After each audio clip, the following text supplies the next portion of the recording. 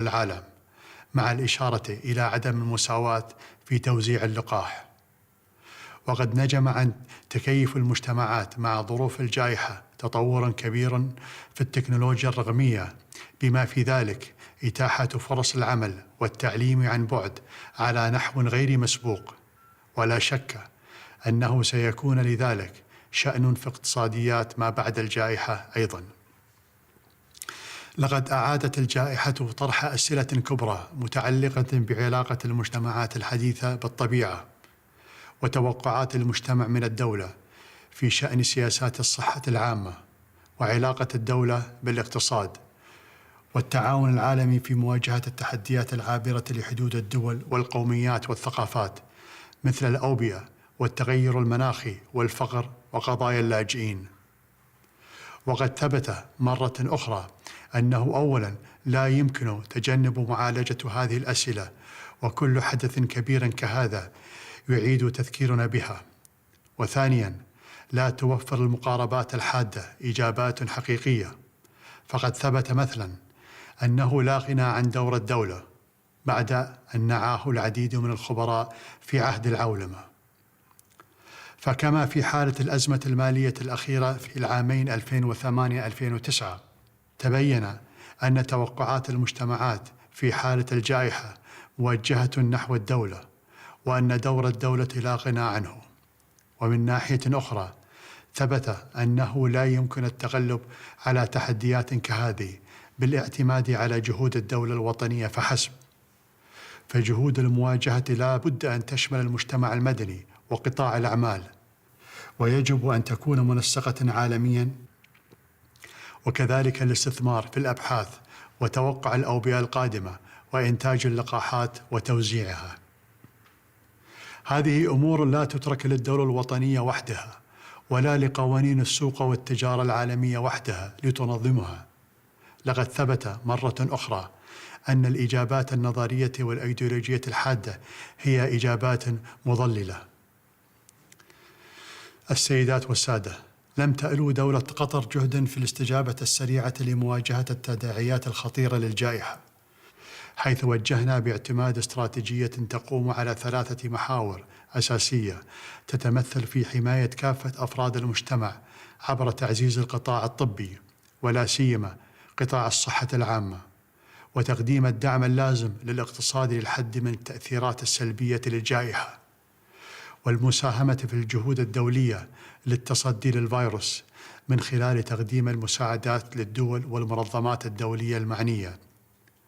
وبناء على هذه الاستراتيجية اعتمدنا برنامجاً وطنياً للتطعيم ضد الفيروس، وتخطى البرنامج مؤخراً عدد 2,800,000 جرعة، حيث حصل إلى اليوم ما نسبته تقريباً 65% من السكان على اللقاح.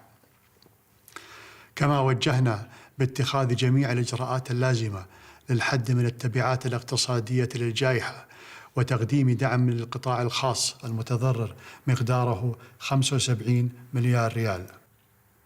وقد اعتمدنا المرونة وعدم التطرف في إجراءات الفتح والإغلاق لتكون نهجاً رئيسياً في التعامل مع الوضع الراهن، بناء على تجاربنا السابقة في مواجهة الأزمات، حيث شكل التفكير الاستباقي وسرعة التأقلم مع مختلف المتغيرات ركيزة أساسية لتحقيق التقدم في خططنا وبرامجنا التنموية، ولا سيما بتعزيز الاعتماد على الذات قدر الإمكان في المجالات الحيوية، واعتماد التنويع الاقتصادي ودعم القطاع الخاص وتحفيز الاستثمار لتحقيق رؤيتنا الوطنية.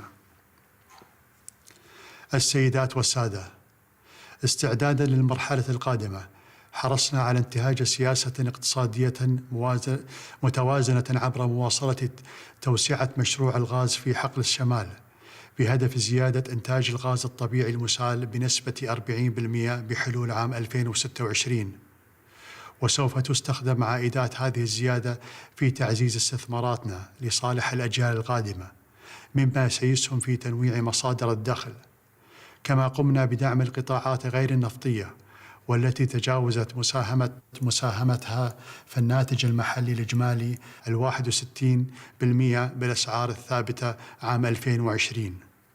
وتوجهنا في هذا الإطار إلى تنمية الصناعات الصديقة للبيئة وإرساء الأطر التشريعية الداعمة لجاذبية بيئة الأعمال، مثل إصدار قانون تنظيم استثمار رأس مال غير القطري في النشاط الاقتصادي، وقانون تنظيم الشراكة بين القطاعين الحكومي والخاص، علاوة على الاستثمار في قطاعات حيوية وهامة، ومن بينها الصحة والتكنولوجيا وتطوير المناطق الحرة ومواصلة توسعة مطار حمد الدولي وميناء حمد، بما يرسخ الانفتاح الاقتصادي لبلادنا ويعزز علاقاتنا التجارية مع مختلف الدول. نحن دولة مصدرة للغاز الطبيعي، وهو الطاقة المنخفضة الكربون والأقل خطورة على البيئة، ومع ذلك فإننا نستثمر في الأبحاث المتعلقة بالطاقة الخضراء والطاقة البديلة والمستدامة، ونخطط لتنتقل قطر إليها، كما نسهم في الجهود العالمية لمكافحة التغير المناخي. نحن ندرك جميعاً أن المرحلة القادمة لن تكون سهلة اقتصادية ومالية على أي دولة من الدول، ويتوجب علينا أن نتعاون لتضييق الفجوة بين الدول المتقدمة والنامية، خاصة في الحصول على اللقاح ومواجهة تداعيات الوباء. لقد اتخذت دولة قطر خطوات كبيرة في هذا المسار من خلال تقديم المساعدات اللازمة لأكثر من 80 دولة ومنظمة دولية، وتعهدنا بتقديم الدعم لمنظمة الصحة العالمية والتحالف العالمي للقاحات والتحصين جافي، والعديد من المنظمات والبرامج الدولية الأخرى، على غرار برنامج كوفاكس الذي يهدف إلى وصول اللقاح بشكل عادل ومتكافئ إلى أكثر من 92 دولة محتاجة للمساعدات الإنمائية الرسمية بنهاية العام الحالي. ولا يفوتني هنا أن أؤكد على أن التوصل إلى لقاحات لمواجهة فيروس كوفيد-19 يعد جهداً إنسانياً محموداً، إلا أن تسابق وتنافس بعض الدول في الحصول على كميات تفوق حاجتها منها سيسهم بتعثر الجهود الدولية الرامية للسيطرة على الوباء عالمياً، فضلاً عن عرقلة مسيرة التنمية في الدول النامية والفقيرة. ومن هذا المنبر أدعو قادة دول العالم، خصوصاً الدول الصناعية الكبرى، إلى مزيد من التعاون في إطار النظام الدولي وتقاسم المسؤوليات والعمل معاً من أجل التوزيع العادل والشامل للقاح، بما يؤسس لنا لبناء نظام اجتماعي واقتصادي عالمي متكامل، وبما يتماشى مع أهداف التنمية العالمية المستدامة ويحقق الخير والاستقرار لشعوبنا. أشكركم جميعاً، والسلام عليكم ورحمة الله وبركاته.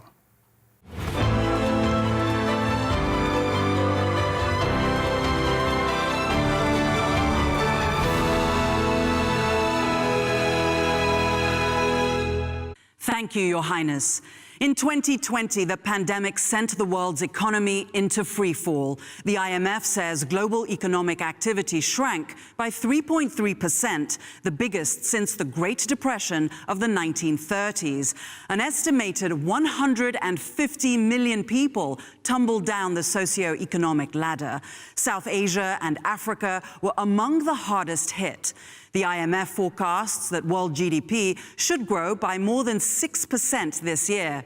The signs are promising, but the virus continues to lurk, and its menacing presence looms over any possible recovery. South Africa and Rwanda are two nations in its crosshairs. To discuss their challenges, we have Presidents Cyril Ramaphosa and Paul Kagame.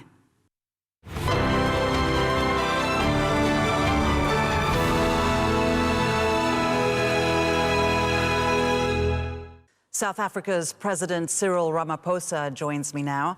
Your Excellency, it's lovely to see you after such a long time. Thank you so much for being with us. I'd like to start by asking you this.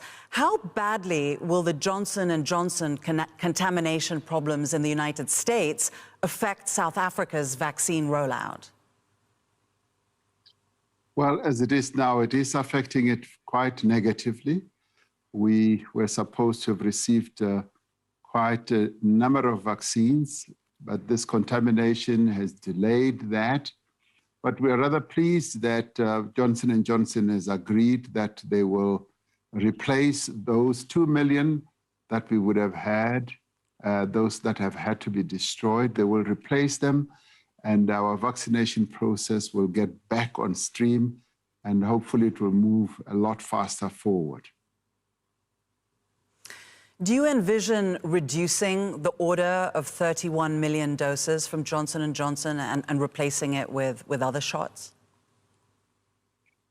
No, Johnson & Johnson vaccine has a number of great advantages for us because it's a one-shot jab dose, and yet the others are two doses. So that is preferable for us, particularly because a number of our people are in the rural areas and they have to be reached. It's better if we reach them once rather than twice. The other part of it is that the logistics are much more favorable because the storage thereof is quite good. It's just fridge temperature rather than very low temperatures. So that is conducive for our own situation.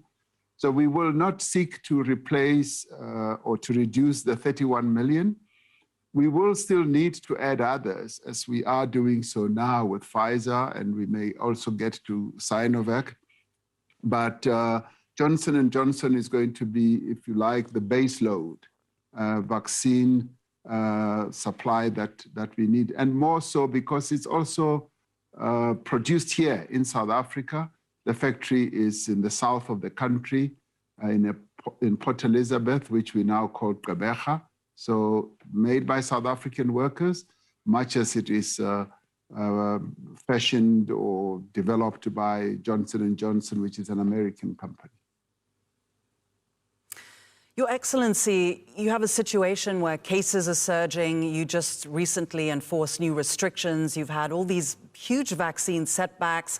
And there's a third wave now in South Africa, and the vaccines aren't there. How did South Africa get in this kind of a situation and is now one of the least vaccinated nations in Africa? Yes, we've just had a number of very unfortunate situations befalling us.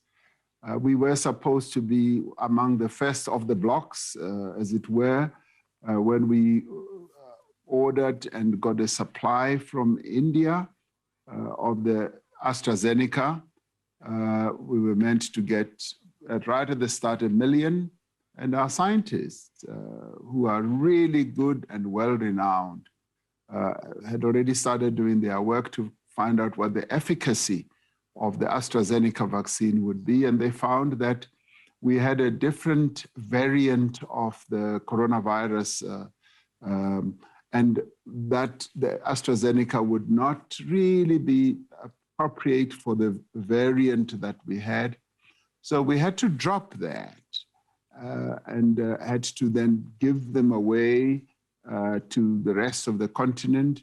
And that led to a time lag and a wait. And then we got the Pfizer, but in the meantime, we had already finalized an agreement with Johnson & Johnson, which we had already started using, which was part of the earlier process of finding out the efficacy of Johnson. So we were held back, but we are going to be back on stream, because we now are firmly able to do about 100,000 a day, 150. We will be moving to 250,000 vaccinations a day. And so we will catch up the time that we have lost. President Ramaphosa, what do you say to countries and pharma entities as well that are against patent waivers to manufacture COVID-19 vaccines? You've been very vocal about that. What do you have to say to them? Well, we see that their refusal to waive this intellectual property provision that they have as a part of vaccine nationalism. And we just don't understand the sense of it all, because all we are asking for, together with India, is that there should be a waiver for a 3-year period to enable countries that have the capability to be able to produce the vaccines. India and South Africa have the capability, and so do a number of other countries in the developing economy countries, and particularly on the African continent.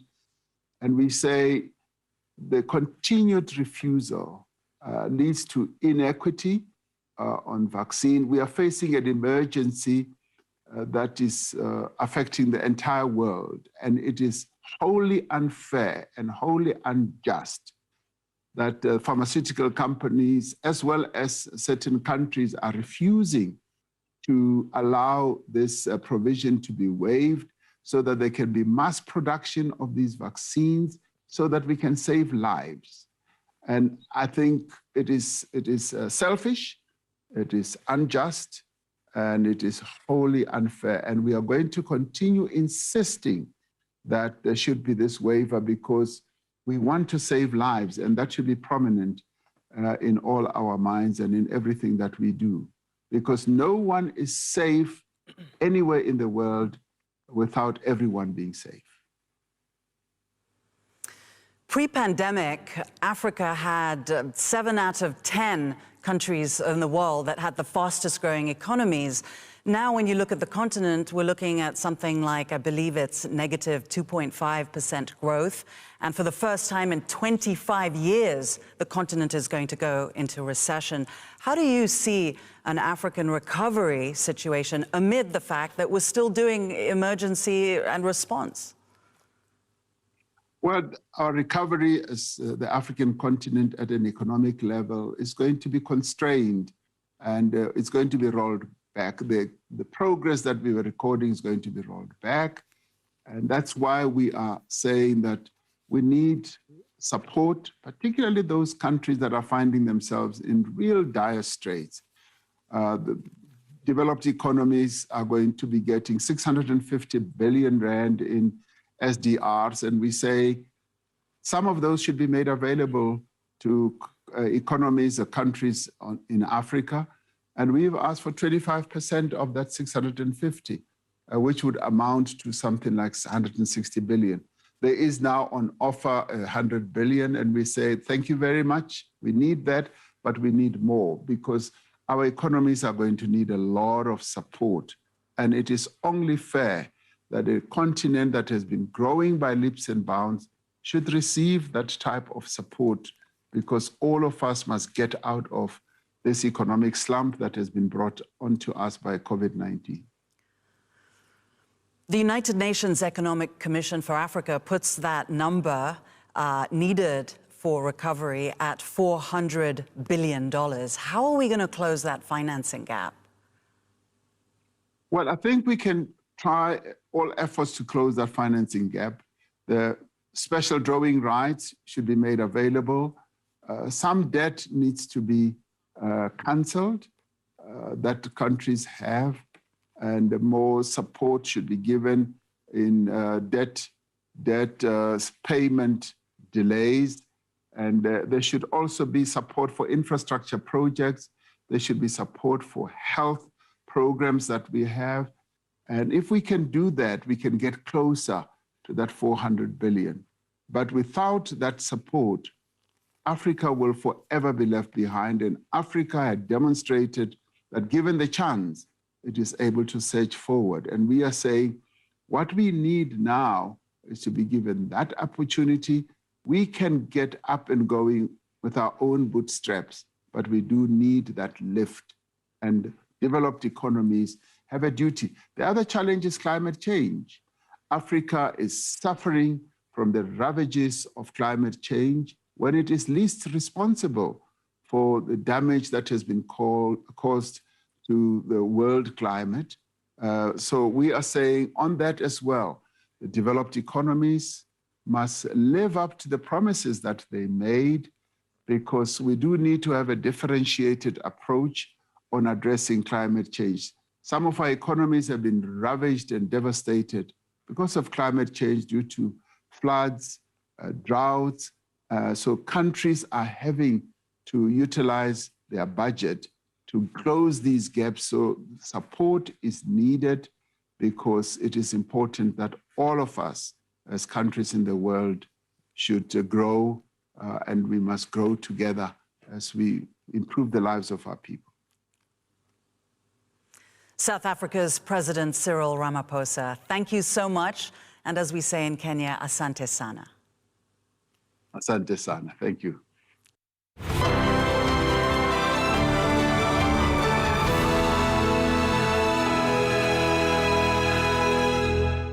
Your Excellency, President Kagame, thank you so much for joining us. It's really great to see you here. My first question is, how will Africa be able to have adequate vaccines for its people? Well, simply, Africa has to be equal partner with the rest of the world. And when it comes to manufacturing vaccines, instead of waiting for vaccines from those places where they manufacture them. And right now, Africa is busy trying to do exactly that, to find partners to start manufacturing vaccines on our continent. We have IFC, we have European Union, we have other partners that are willing to come and do exactly that with our continent. Once that is up and running, I think we should be able to get vaccines we need on time or at the same time with the rest of the world. One of the key conversations that is happening right now on the continent is the establishment of an mRNA vaccine plant. Could you tell us a little bit more about that and where you are in the process in conversations with manufacturers, et cetera? Yeah, in fact, there are going to be, like, so far 3 hubs on our continent. And these countries are advanced on that. That is South Africa, Senegal, and Rwanda. We are going to be these hubs on the continent where manufacturing of vaccines is going to happen. For Rwanda in particular, we have partnered with some industries that are specialized in mRNA technology.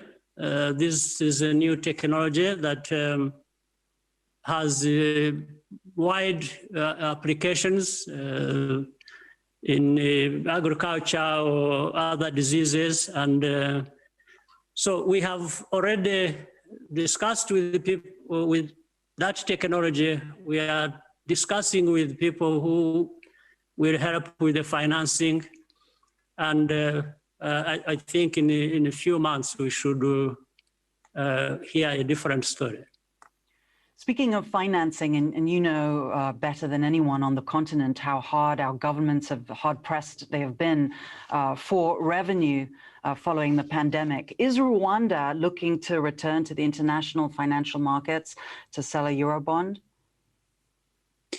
Every country in the world, more or less, they are looking for ways to mobilize funds to invest because of how economies have been affected by the pandemic, and Rwanda is no exception. So to begin with, Rwanda has been having a very good B+ credit rating.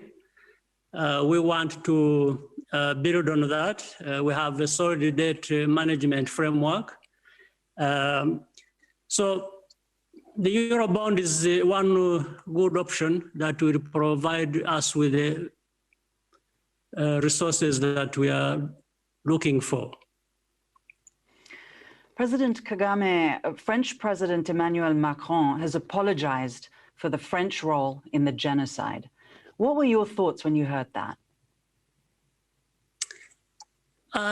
It is very important that there was first this visit of President Macron and the statement he made that was important, that outlined the basis of the apology he made to Rwanda and Rwandans, referring to the French involvement in our history, in the genocide that took place in our country.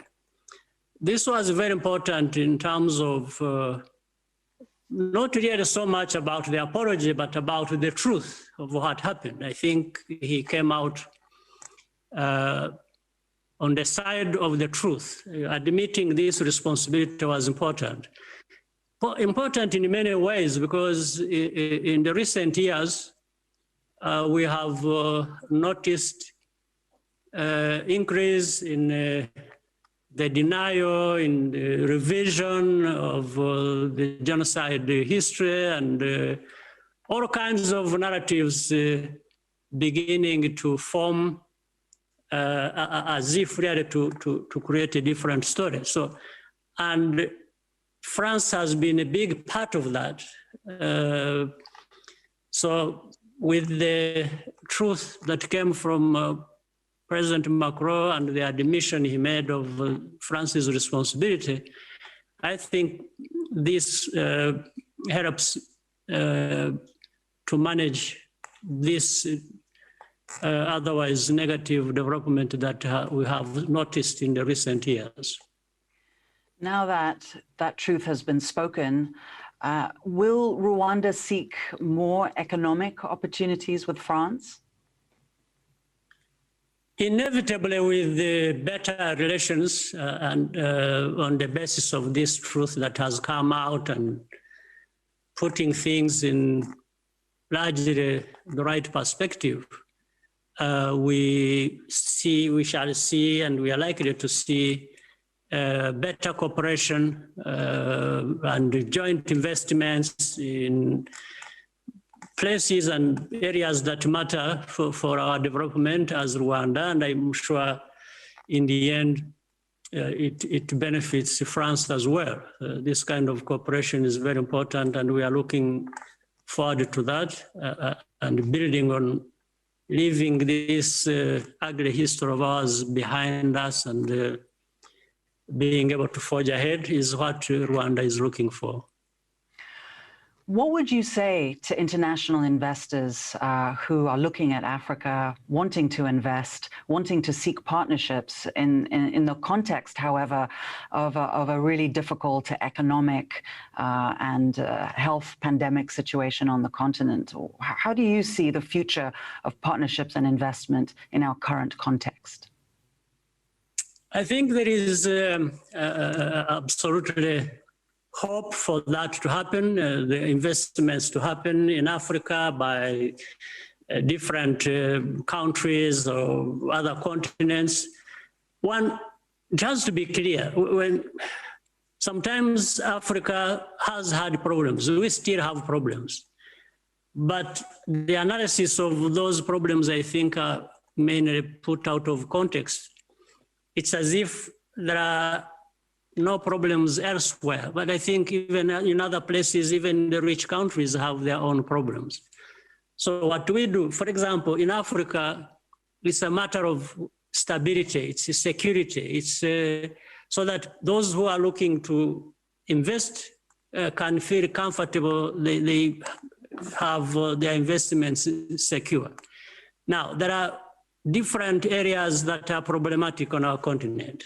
But those problems in those areas are also being addressed. There are other areas where even when they have problems, you can invest as well as the problems that are being addressed at the same time. Then we have countries in Africa that actually don't have any problems to worry about when people are making investments. So pardon me, I was going to say, and the Continental Free Trade Area Agreement is a really key part of this, isn't it? It is a key part of that. It is one of those things Africa did not have to wait to put in place before we address all the problems. So African Continental Free Trade Area is going to be the largest almost in the world. And it helps more intra-trade on our continent, one country to another or among ourselves, but it also helps to create this very huge market to, in fact, attract investments from other areas, because this is a lucrative market, very big, and again, in the background, there is going to be the immense resources on our continent that the world actually needs. So we just have to make these loose ends meet so that capital, different funds, resources can really be invested in and with Africa. Rwanda's President Paul Kagame. Thank you so much, Your Excellency. It's a pleasure, always. Thank you, Vaji.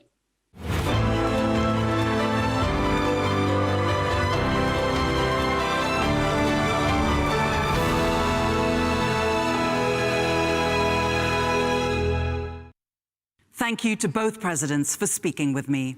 We really want to hear from you and talk to you on social media, so please follow us on Twitter at Bloomberg Live and do use our hashtag Qatar Economic Forum. President Biden and President Putin met for the first time in Geneva, one newly elected, the other entrenched in power. Their talks impact countries around the world. One such nation is Armenia, located in the Caucasus and on the border of Europe and Asia. We talked to President Armen Sarkisian for his insights on big power rivalry and the small nations caught in the middle.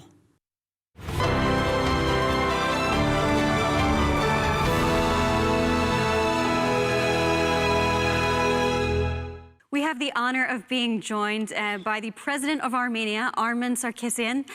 Thank you so much for joining us, Mr. President. I want to cut right to something in the news, and that is the meeting between U.S. President Joe Biden and Vladimir Putin. Apparently, the Nagorno-Karabakh conflict either didn't come up or came up in a very muted fashion. Does that disappoint you? Well, it's up to the leaders of superstates. It's up to Mr. Biden and Mr. Putin to discuss whatever they consider as important today. And I would not like to comment on what they have discussed. First of all, I don't know the details of their discussion. I hope they will be focusing on both of them on the issues that are global importance, which includes also the issue between issues related to Azerbaijan-Armenian conflict, especially in Nagorno-Karabakh. As you know, we had a war. Unfortunately, we in Armenia, we were not wise enough to be prepared for that war. The first war in Nagorno-Karabakh was ended in 1994, and the Armenian side won the war against the same Azerbaijan. But then upcoming 26 years, we were not wise enough, and I'm repeating that word because it comes very natural to me, connected to your wonderful conference. That is not the first time that I'm participating. Being wise is important for any individual, for organization, for corporation, and it's being wise also important for a nation and a state. So I would definitely say that we in Armenia, we were not enough wise, and we're behind Azerbaijan, let's say, several years, because this war was lost by Armenian side, not because the soldiers lost them, because they were behind Azerbaijan in technology. And unfortunately, Turkey openly supported Azerbaijan with technology and drones as well. I want to get to that, and sorry for interrupting you, Mr. President. But do you feel that Russia has potentially hung Armenia out to dry in terms of the recent conflict? First of all, to be honest, I don't understand the words that you used about Russia and Armenia. Russia is a strategic partner for Armenia, and it was a historic partner for Armenia for many years. And in one simple thing that we have to... Are they doing enough? Are they doing enough, sir? Well, they are doing as much as they think that they are doing, that is necessary to do. Because first of all, we have to speak, is Armenia itself, or Armenian nation, which is a global nation, small state, but a global nation, are we doing enough? I think before asking United States, Russia, France, or any third country doing more for Armenia, I would say it's my duty as the President of the Republic to think how we can do more ourselves. And I can tell you, we are facing in Armenia parliamentary elections in 2 days' time. And I hope these elections will bring some sort of understanding, stability, or predictability internally in Armenia. But I hope that this will be the beginning of a new era, which I call the Fourth Republic, because the third one that we are living today has made too many mistakes, and we have to basically focusing into the future. And that future for Armenia, for a small state by a global nation, is focusing on new technology, global behavior, globalization, taking care of all Armenians living abroad, and basically using the huge potential of the Armenian diaspora, that is multi-million people living there are several million Armenians living in both United States and in Russia. And we're not using them. Well, so let me finish a little bit with that geopolitics angle, and then I want to get to the economy. Are you looking to the United States, to President Biden, to restrain Turkey, perhaps on the back of the diaspora, and the close relationship that you've had with the United States? Well, to be honest, I would answer you in a form. We are looking for anyone that can restrain Turkey's behavior. I think we had very dramatic, tragic history with Turkey. As you know, more than 100 years ago, we had the genocide of Armenians. And this is something that this nation, which is global because of the genocide, can never forget. And President Biden did recognize that. Let me finish it. Sure. Yes, I know. I know that President has recognized, and I've thanked President Biden in an official letter to him. And I would like to take this opportunity to thank all of the nations, which includes also France, Russia, United States, that have recognized. But I think to build relations between two neighboring states is first of all, it's important that Turkey has to recognize that things were wrong. Things happened wrong 106 or more years ago in Ottoman Empire. Then we have to start building our future. I mean, as the president of this country, I would like to guide my nation and the state towards the future, remembering the past, but going to the future. Going to future technologically, economically, politically as well. And I would love that this war in Caucasus should be the last sort of a unnecessary war in Caucasus and with Armenia. We lost around 5,000 lives, more than 10,000 injured young people. And unfortunately, I'm someone that believes that the biggest weapon in human hand is the human word, i.e. is the negotiations. I think we failed negotiating, and that's a big failure. It's a big failure for the sides, which is the Armenian and Azeri side. It's also, unfortunately, a failure for international community, because every war, instead of a negotiation, is a failure. It's a loss of lives, it's a loss of, and then the creation of a new unhappy hatred and a new situation. So, well, I lived all of my life believing that both in science, technology, business, and in politics, diplomacy, I mean, the power of word is the most important. But because we were not a presidential state but parliamentary, I was not involved in negotiations with the counterpart, President Aliyev. I personally still believe that there's only one way out of every conflict, which is negotiations. Yes. Yeah. Do you think that it's possible to get President Aliyev back to the table? Because he's said that he thinks that the Nagorno-Karabakh conflict is one that's best resolved by war. Well, I think that's a question that you should ask him rather than me. I mean, I cannot comment. I cannot comment on Mr. Aliyev. I think you ask him. I can tell only on my behalf that we still have after-war issues, and that issues are There are several hundred Armenian prisoners of war in Azerbaijan. There are none in Azeri ones in Armenia. There are issues related to those whose fate is unknown. Armenian soldiers whose fate, young people whose fate is unknown. There are issues on the border. I mean, the limitation and demarcation of the borders are issues which are important, but they will take time, and they are also very, very sensitive, especially now in Armenia, because of the political instability and the political confrontation of different political sides, be that the government or leading political party with the opposition and so on and so forth. So all of that are issues that we have to resolve eventually. And there is one way of resolving that, to resolve it forever.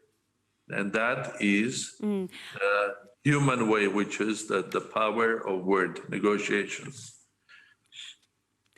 Are there any specific reforms that you would like to see to improve the economic output of Armenia? I know you've said that the country should not pretend to be high-tech when it doesn't have that capability. So what would you do instead? No, I didn't say that.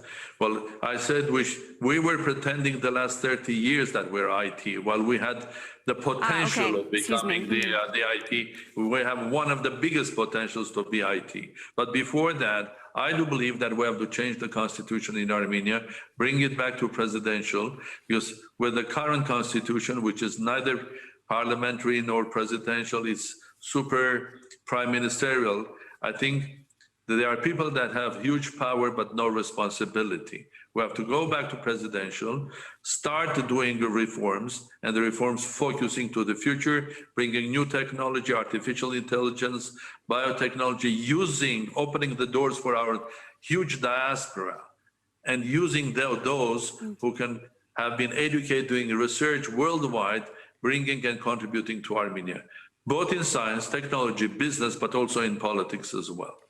So I'm very optimistic for the future. Yes or no, Mr. President? Would you want to stay president in that new system if it came about? Well, you know, with this system, I have to be president another 4 years. If we change the constitution, and I'm going to insist that we have to change it, then you call me and I'll answer your question. But we have to change the constitution, and we have to bring the whole Armenian nation diaspora together to make this country safe, sound, predictable, and focusing to the future. Mr. President, we appreciate your time. Thank you so much for joining us. His Excellency, the President of Armenia, Armen Sarkisian. Well, thank you very much.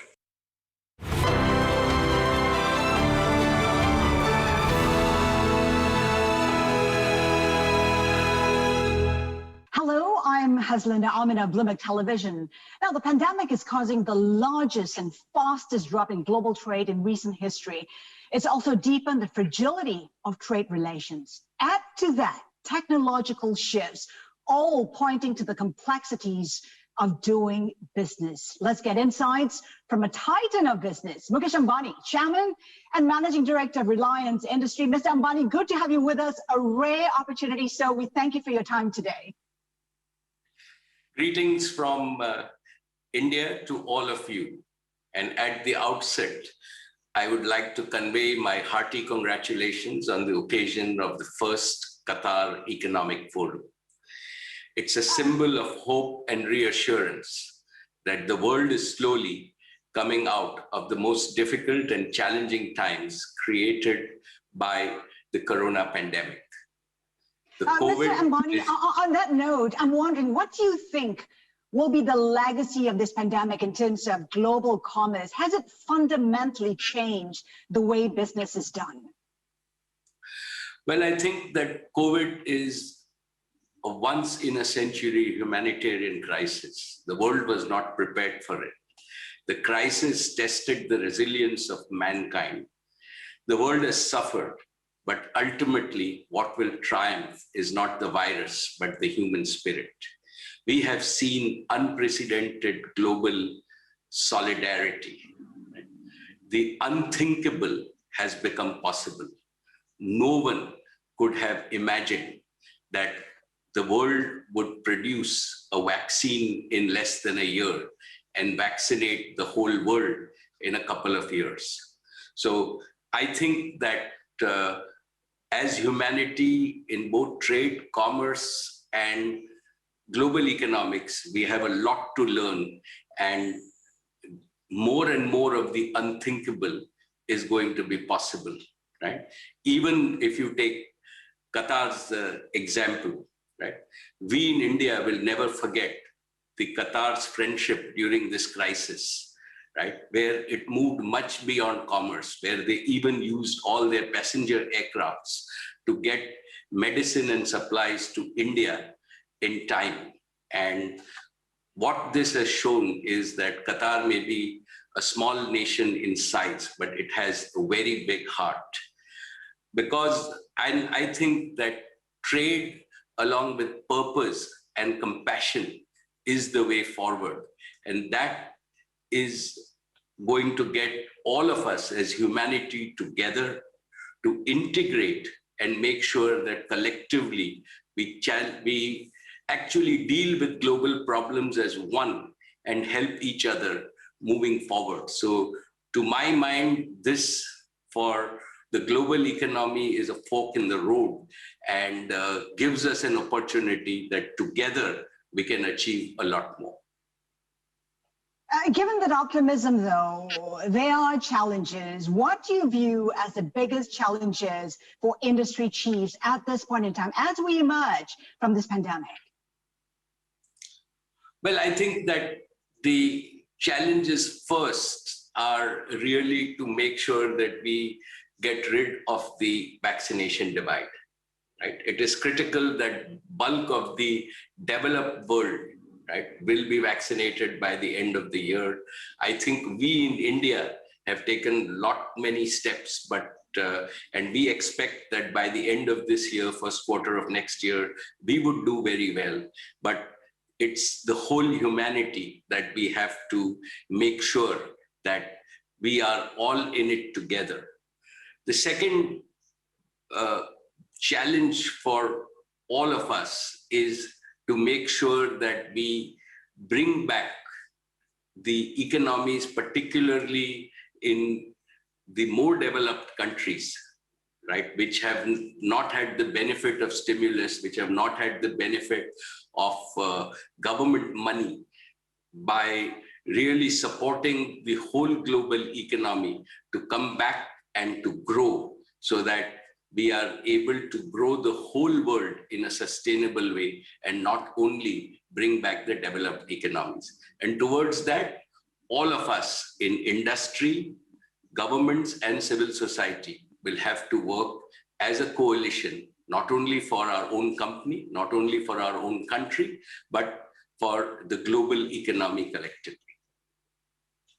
The pandemic has shown how critical it is to close that digital divide. Do you see digital services, technology for that matter, bridging the inequality gap? What's India's own experience in trying to close that gap? What are some of the key takeaways there?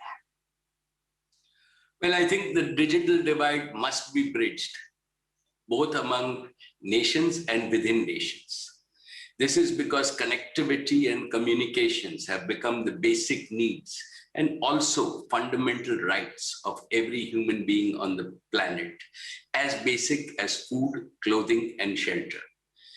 We never realized this as acutely as we did in the corona pandemic. Even in India, our Prime Minister had given a call for Digital India, and I was privileged with our digital services company called Jio to roll out a 4G network. And we were lucky that we rolled out the network across the length and breadth of India by 2018. We have always wondered that what would we have done without a 4G network across India in facing the corona crisis. So yes, the digital infrastructure was very useful in work to home, in vaccinating all our people, in making sure that our children learned at home and learned online. And I think that this trend of digital physical, right, will be the new normal. And into the future, we will deliver, right, most of our health, education, services also in a digital physical sense. So to my mind, it's an absolute must for all economies to integrate and enhance this digital infrastructure, which has been so very useful in the corona crisis. You talked about how Joe has helped to bridge that inequality gap. How else do you see your company being able to address the issue of inequality? Well, I think that if we see, I would like to begin that by again learning from Qatar, right? What His Highness Tamim bin Hamad Al Thani has done is he has used the hydrocarbon wealth, right, with his vision to have Qatar as an advanced society with strong economic and social foundations. The investments in education and healthcare offer the people of Qatar, right, the most advanced infrastructure and opportunity to grow. I think that across the world and in India, we must invest in education so that there is equal opportunity for everybody. And healthcare, what this crisis has taught us is we need to urgently upgrade the healthcare infrastructure across the world to make sure that we are ready for any future crisis, because I believe that this pandemic will not be the last health crisis that humanity has seen. And it is important that we within industry, again, within governments, all work together to make sure that the opportunity that we have to really work towards giving equal opportunity and reduce inequality across all sections of our world. Mr. Ambani, the pandemic has also highlighted the issue of sustainability. Businesses are now increasingly under pressure to commit to sustainability. How do you view that as a business leader? My view is that we have no option as a society, as business, to really adopt a sustainable business model to ensure that we embrace the model of clean energy is a prerequisite for our growth. And we at Reliance have adopted this wholeheartedly and are transforming each one of our business lines to be sustainable, circular, recyclable, and with fully transparent environment, social, and governance standards. And I think that's a prerequisite for every business to survive as we go forward. Would that mean perhaps dialing back some of your businesses right now? Is that something Yes. that needs to be thought of? It'll mean transforming our businesses and integrating that with the future. And Mr. Ambani, many people may not know that you have a special link to the Middle East. You were born in Yemen when your father was working there before moving back to India. Talk to us about this connection to the Middle East and how you see it in the context of business. Well, I think that I was born in Yemen because my father went as a young Indian to Yemen, and he always says I have Arabic blood, which I think that we value the relationships between all the Arabic countries and India. It is a centuries-old relationship. I think that a lot of Indian population is there in Qatar, and while Qatar has lots of populations, like we have about 700,000 Indians, and each one of them is a spokesperson for Qatar in India. I also think that within my own family, right, I've had the privilege of working with Sheikh Hamad at the United Nations Millennium Development Goals Group. But my wife is a big fan of her achievements in sports and culture. And my daughter is a big fan of everything that the foundation has achieved in art. So as a family, we have great admiration for what the Qatar Foundation and the Qatari royal family has really achieved for the people of Qatar. And I only hope that we can learn, be inspired, and build a very strong relationship between India and Qatar. Mr. Ambani, we thank you so much for your time today. It's been a pleasure. Thank you. Thank you. It's a pleasure. Thank you so very much.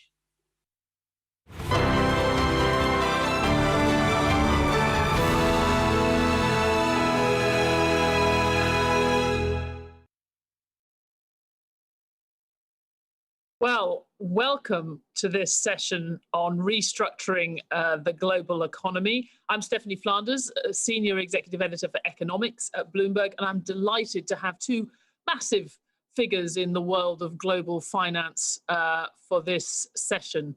First, the founder and co-chief investment officer of Bridgewater Associates, Ray Dalio, and the Harvard economics professor and, of course, former US Treasury Secretary, Lawrence Summers.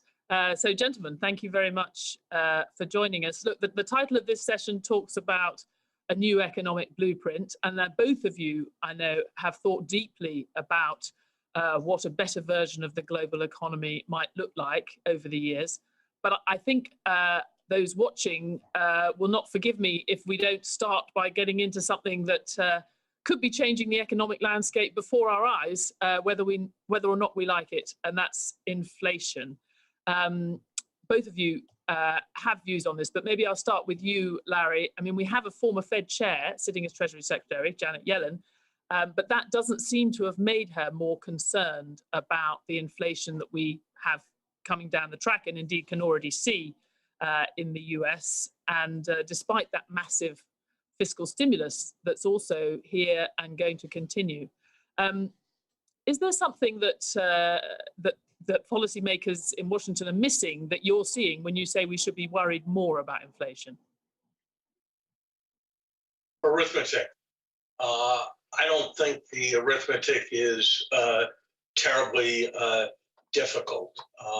We're looking at an average GDP gap relative to potential GDP of 2% this year, and we're looking at a 14% of GDP fiscal stimulus, along with massive growth in the Fed's balance sheet and very low real interest rates.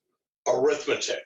We're looking at labor shortages as measured by job openings or as measured by workers' comfort in quitting at record levels.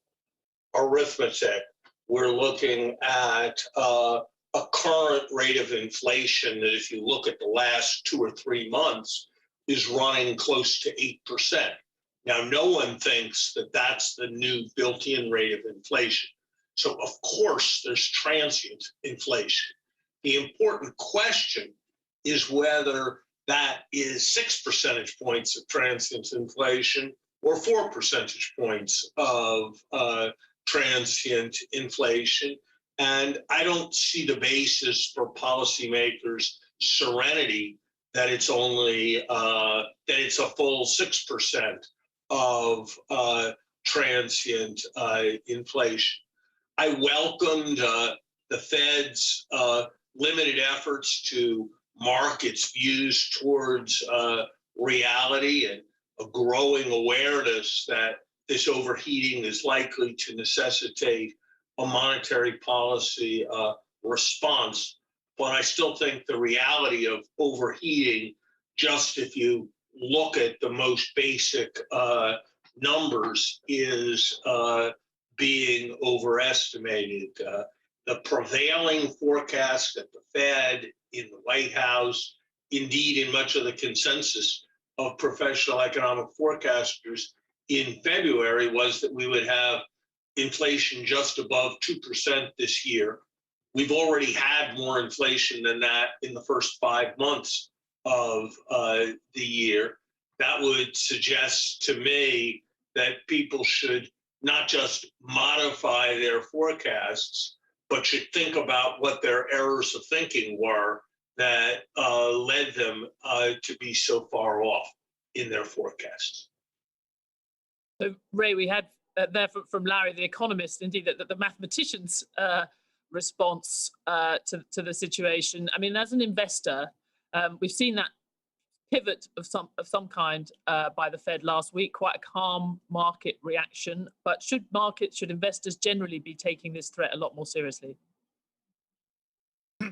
There are different kinds of inflation. I'm not particularly worried about the classic supply, demand pressing up against supply, although we'll find out soon because there's something like 10% of GDP stored in financial assets that's going to be coming out.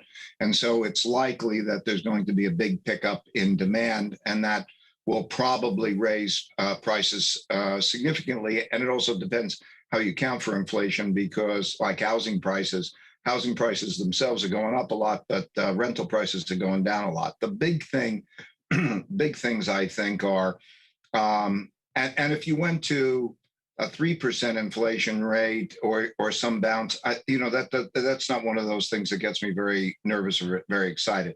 The real issue is that we have a supply-demand issue of bonds, because we're going to have to sell a lot of bonds to those in the world who own bond inventories. And they have very low interest rates, negative real interest rates, and they're overweighted in US bonds, and they're going to have to buy a lot more. And that is also coming at a time when Chinese capital markets, other capital markets are becoming more attractive.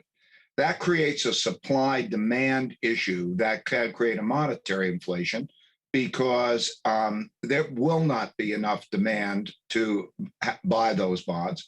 And that means that it's likely that the Federal Reserve will not be able to taper or cut back, and might actually have to increase to prevent interest rates from going up. And that's a classic monetary inflation. So that's my bigger concern than just the spurt.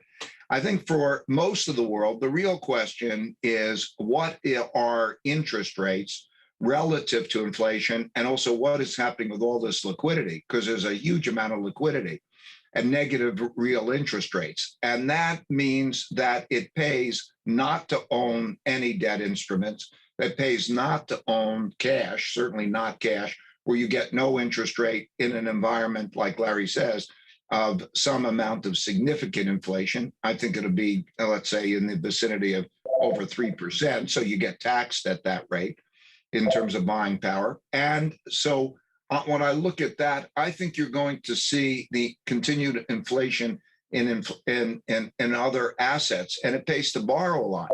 I know, like to borrow houses right now, I mean, to buy, I'm seeing interest-only loans being made when there's basically no interest rate. In other words, you don't have to pay back your principal anytime soon, and the interest rates are so low, so there's a lot of money being thrown around that way.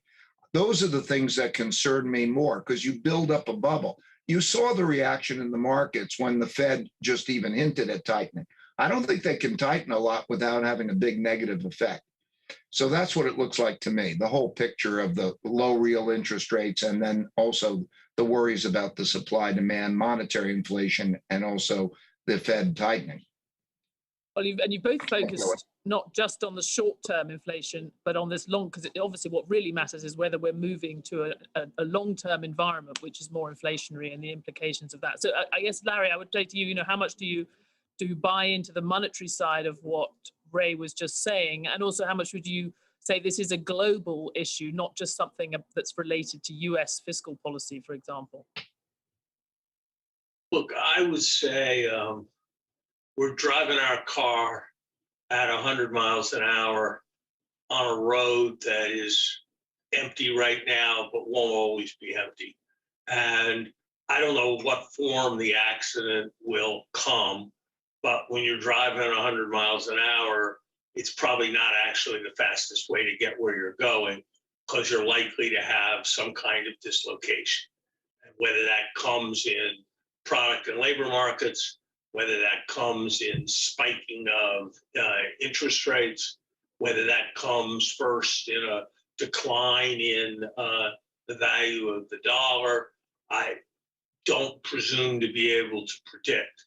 But that we're on a problematic course where anything can happen and none of us can predict markets precisely, but where the balance of risks is very, very much on the too much liquidity overheating side seems to me to be relatively clear. I think these tendencies are present in many places, but I think they're by far more pronounced in the United States than they are in the rest of the world. It's not that extraordinarily low interest rates are unique. It's not that extraordinarily big budget deficits are unique. It's that having them in tandem with an economy that's growing at what people expect will be a double-digit rate this quarter, and along with an epic degree of labor shortage. That's what is, it seems to me, the extraordinary feature of this moment. It would be a very different thing if we were creating liquidity in an extraordinary way to respond to a major output gap. But to be doing this kind of thing in a labor shortage economy seems to me to be very intensely problematic.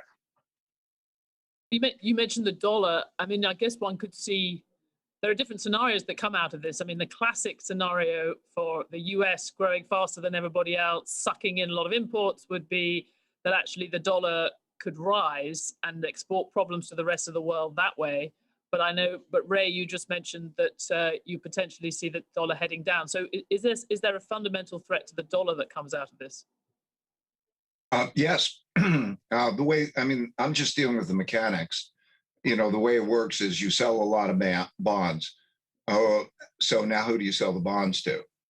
And then when I look around and calculate who owns the bonds and what they have to buy and what the incentives of buying, they're bad. And in fact, you could see dollar selling of bonds.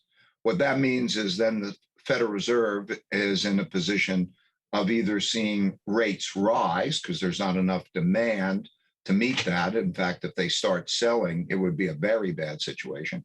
And that they can't let that happen because that would be very bad for the economy and markets and all sorts of things. So we have to keep in mind where we are. We're at the end of a long-term debt cycle. And that means that the Federal Reserve will have to do what they did last time, which is to buy a lot more to prevent the interest rates from going up. That's very non-cyclical. It's one of those cases where, in reserve currencies, it's a very dangerous thing. Now you compare that with alternatives.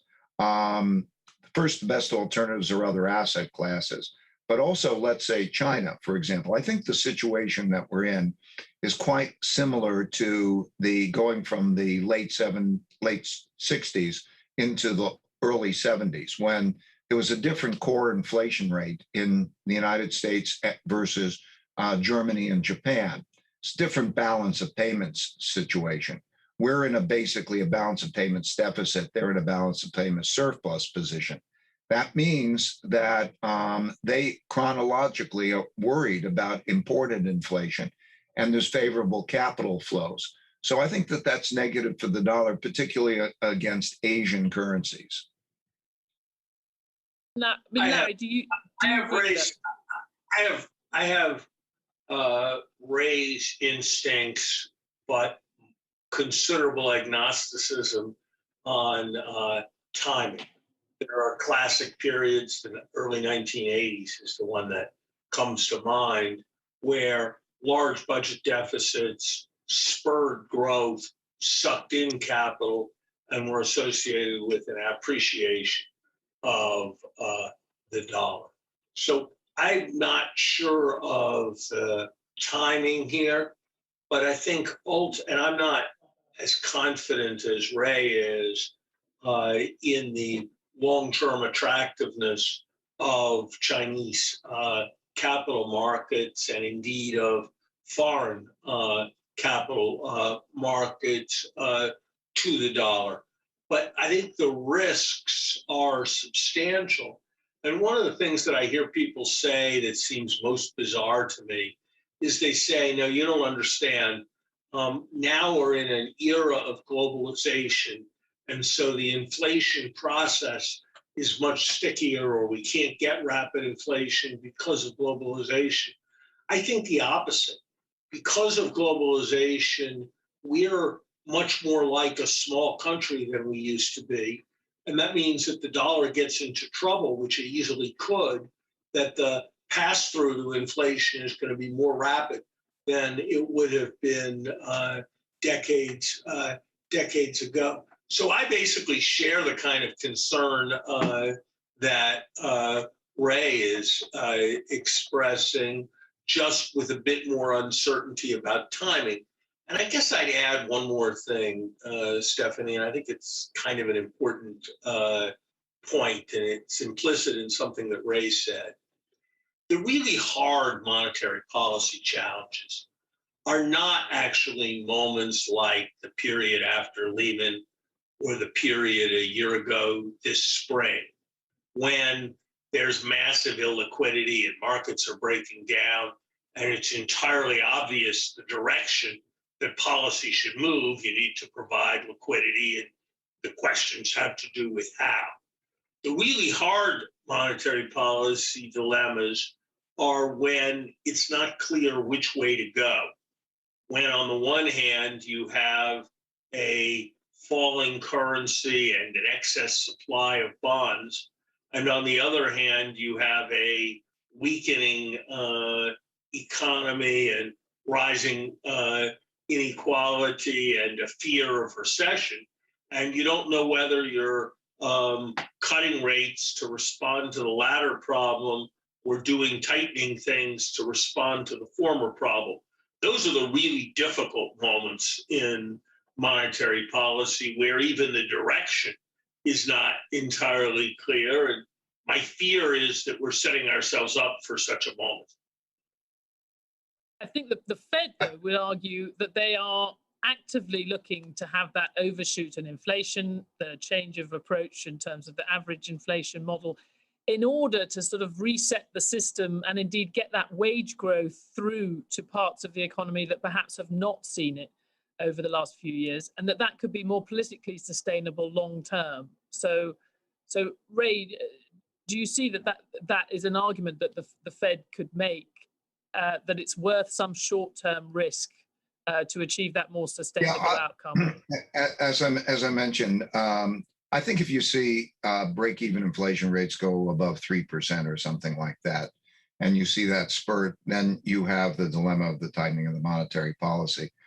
As I said, I'm not particularly worried about that particular inflation. But the other things that worry about me are the whole shift in terms of the quantity of debt money that's being produced, that goes into create bubbles, creates an enormous amount of liquidity, and that I think will be manifest by either a rate rise tracing inflation or dollar decline. And I think then we also have to deal with the changes in the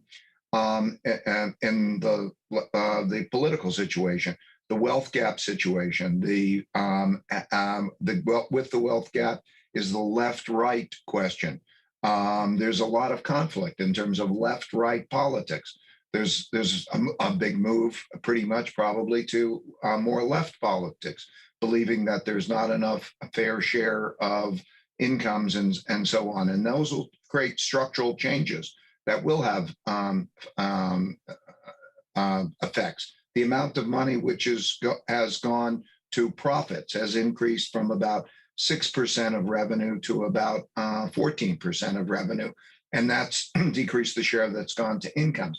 Those things could be structural changes that shift the wealth and income. I think we're here to those that are going to be more beneficial, let's say, to workers than to capitalists, I think, in general. That's particularly a U.S. issue. It is a European issue, too, although it's a world issue, but it differs around the world. So I think those are the bigger issues, that and the rise of China and what the rise of China means. Those, I think, are the bigger issues.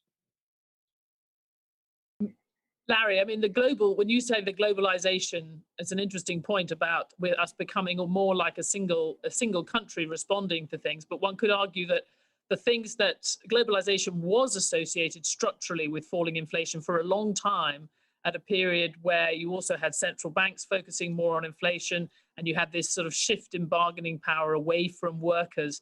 If all of those things are going into reverse, that is potentially more inflationary, but also a better world for workers, or a more inclusive world, more sustainable politically? Let me take your question a moment ago and then come to that, Stephanie. Look, I think the arguments about average inflation targeting and so forth, they kind of have their place, but I think we need to recognize when you declare victory. When we've got a record labor shortage, the Fed probably shouldn't be obsessing about making sure there are opportunities available. When we've now got average inflation over the last 2 or 3 years up to 2%, we don't have the problem of needing more inflation in order to get to some kind of level of average. So I just think we need to recognize the new reality is very different from the secular stagnation reality of 2 years ago. Look, I am all for a strengthening on a variety of dimensions of the hand of workers. I think we need to raise the minimum wage. I think we need to re-empower the ability to organize unions. I think that you can't read the stories about working conditions at Amazon and not think that something should be happening to rebalance things. At the same time, I think you have to recognize that doing all of those things is going to bear on the inflation process. It's going to bear on what economists call the natural rate of unemployment. And you're going to have it have a set of consequences, and you need to factor those in setting macroeconomic policy. I mean, we had a moment very much like the current moment, coming after a long period of no inflation. We had a government that had very expansive desires for what it was going to do.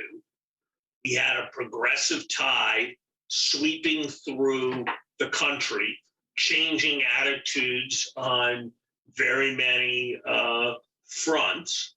We had that in the 1960s.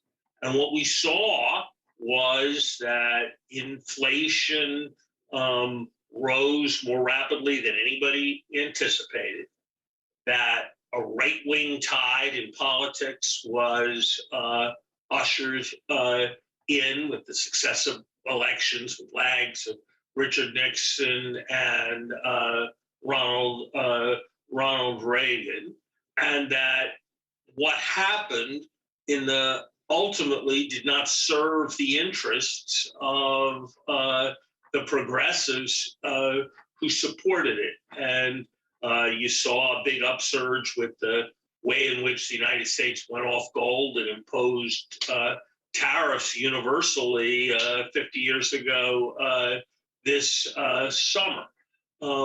So a return to that does not seem to me to be what we should be targeting. And my concern is that I see too much in the current trajectory of economic policy. The Lyndon Johnson, John Connolly axis of economic policy making doesn't seem to me to be a healthy guide.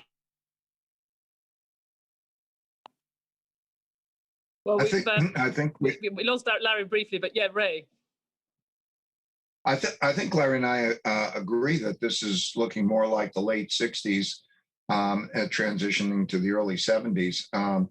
And then I'll also say, though, and that has implications for the balance payments in the dollar. So we've covered that.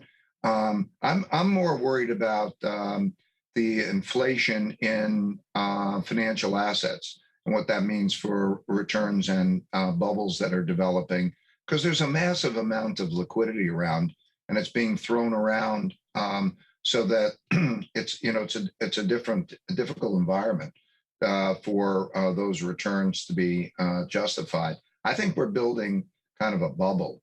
So I think inflation in financial assets and so on is an issue related to liquidity. Anyway, you think about it, what's happened is the net worth of Americans and most people in developed countries is higher than it's ever been. I mean, all of a sudden, it was a big boost to net income, but yet production isn't. So what you've seen is a lot of people got a lot of money, which they're still holding, and they put it into the stock market and everything, and interest rates go down and they borrow, and that is a dynamic that creates a bubble, and that's what I would say is the main issue. Just briefly on China, Ray, just to come back to you. I mean, I know that you, sorry, Larry, do you want to jump in? Let me just say that there's some division of labor on this panel, and Ray has talked more about financial assets, but I share his concern about asset price inflation. And I would say the idea that lower returns have led to higher asset prices, and of course, while that transition is taking place, everybody's enjoying wonderful capital gains. There's been a tendency for people like me and Ray to warn for some years now that long-term returns are going to be lower on assets. And we've been saying that for some years, and people who've been in asset markets have done very, very well, because even lower, even higher capitalization ratios, price earnings ratios, asset price to rent ratios have been taking place. And I suppose some people are probably concluding that the warnings are unwarranted.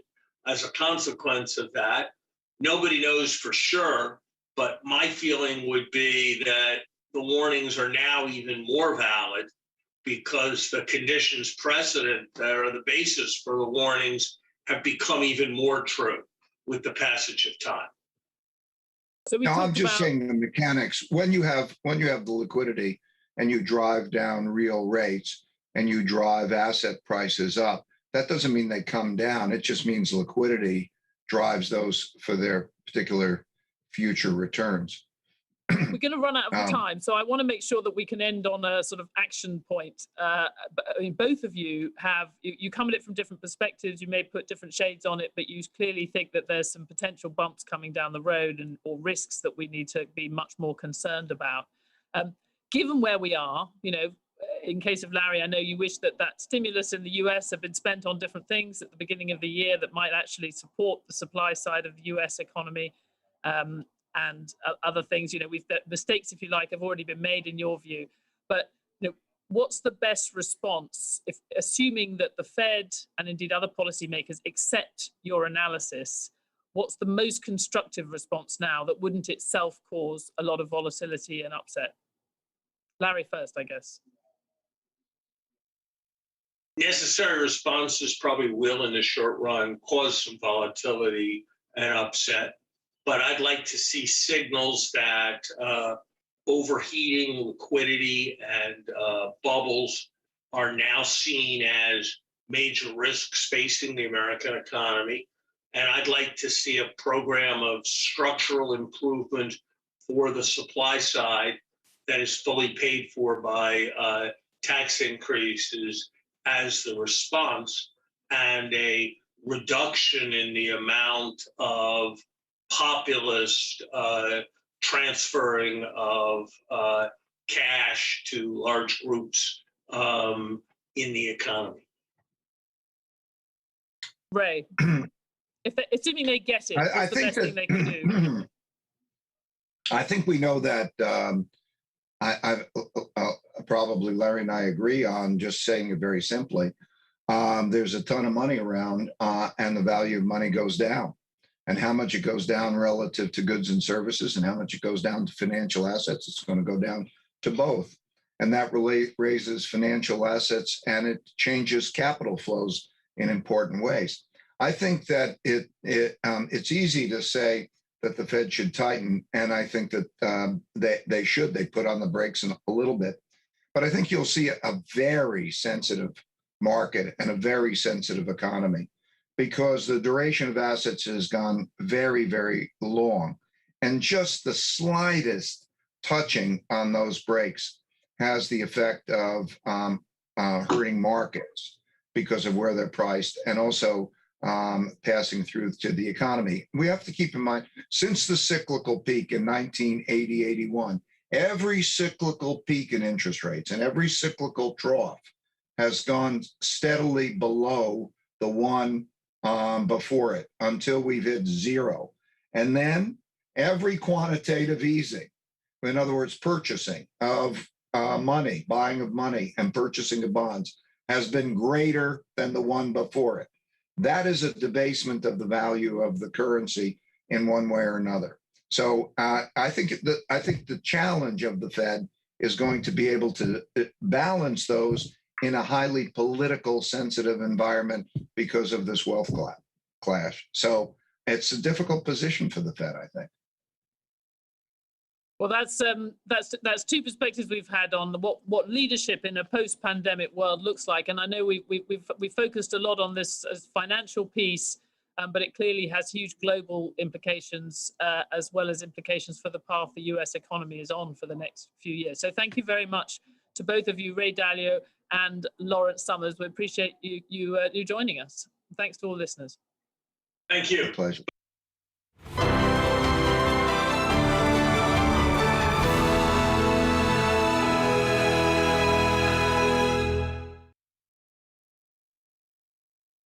I'm David Weston from Bloomberg, and it's my great pleasure now to welcome the former Secretary of the Treasury. He is Stephen Mnuchin. So, Mr. Secretary, thank you for joining us today.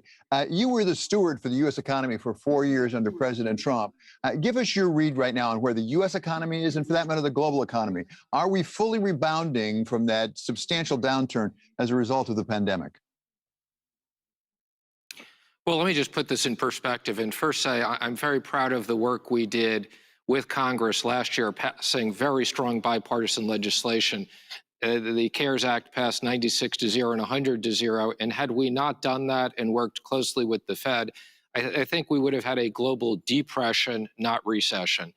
Now with the advent of vaccines being distributed and at large scale and a better understanding of the disease, I think you're seeing the economies opening up, and you're going to see very, very strong growth rates, particularly in the U.S., but also in other areas of the world.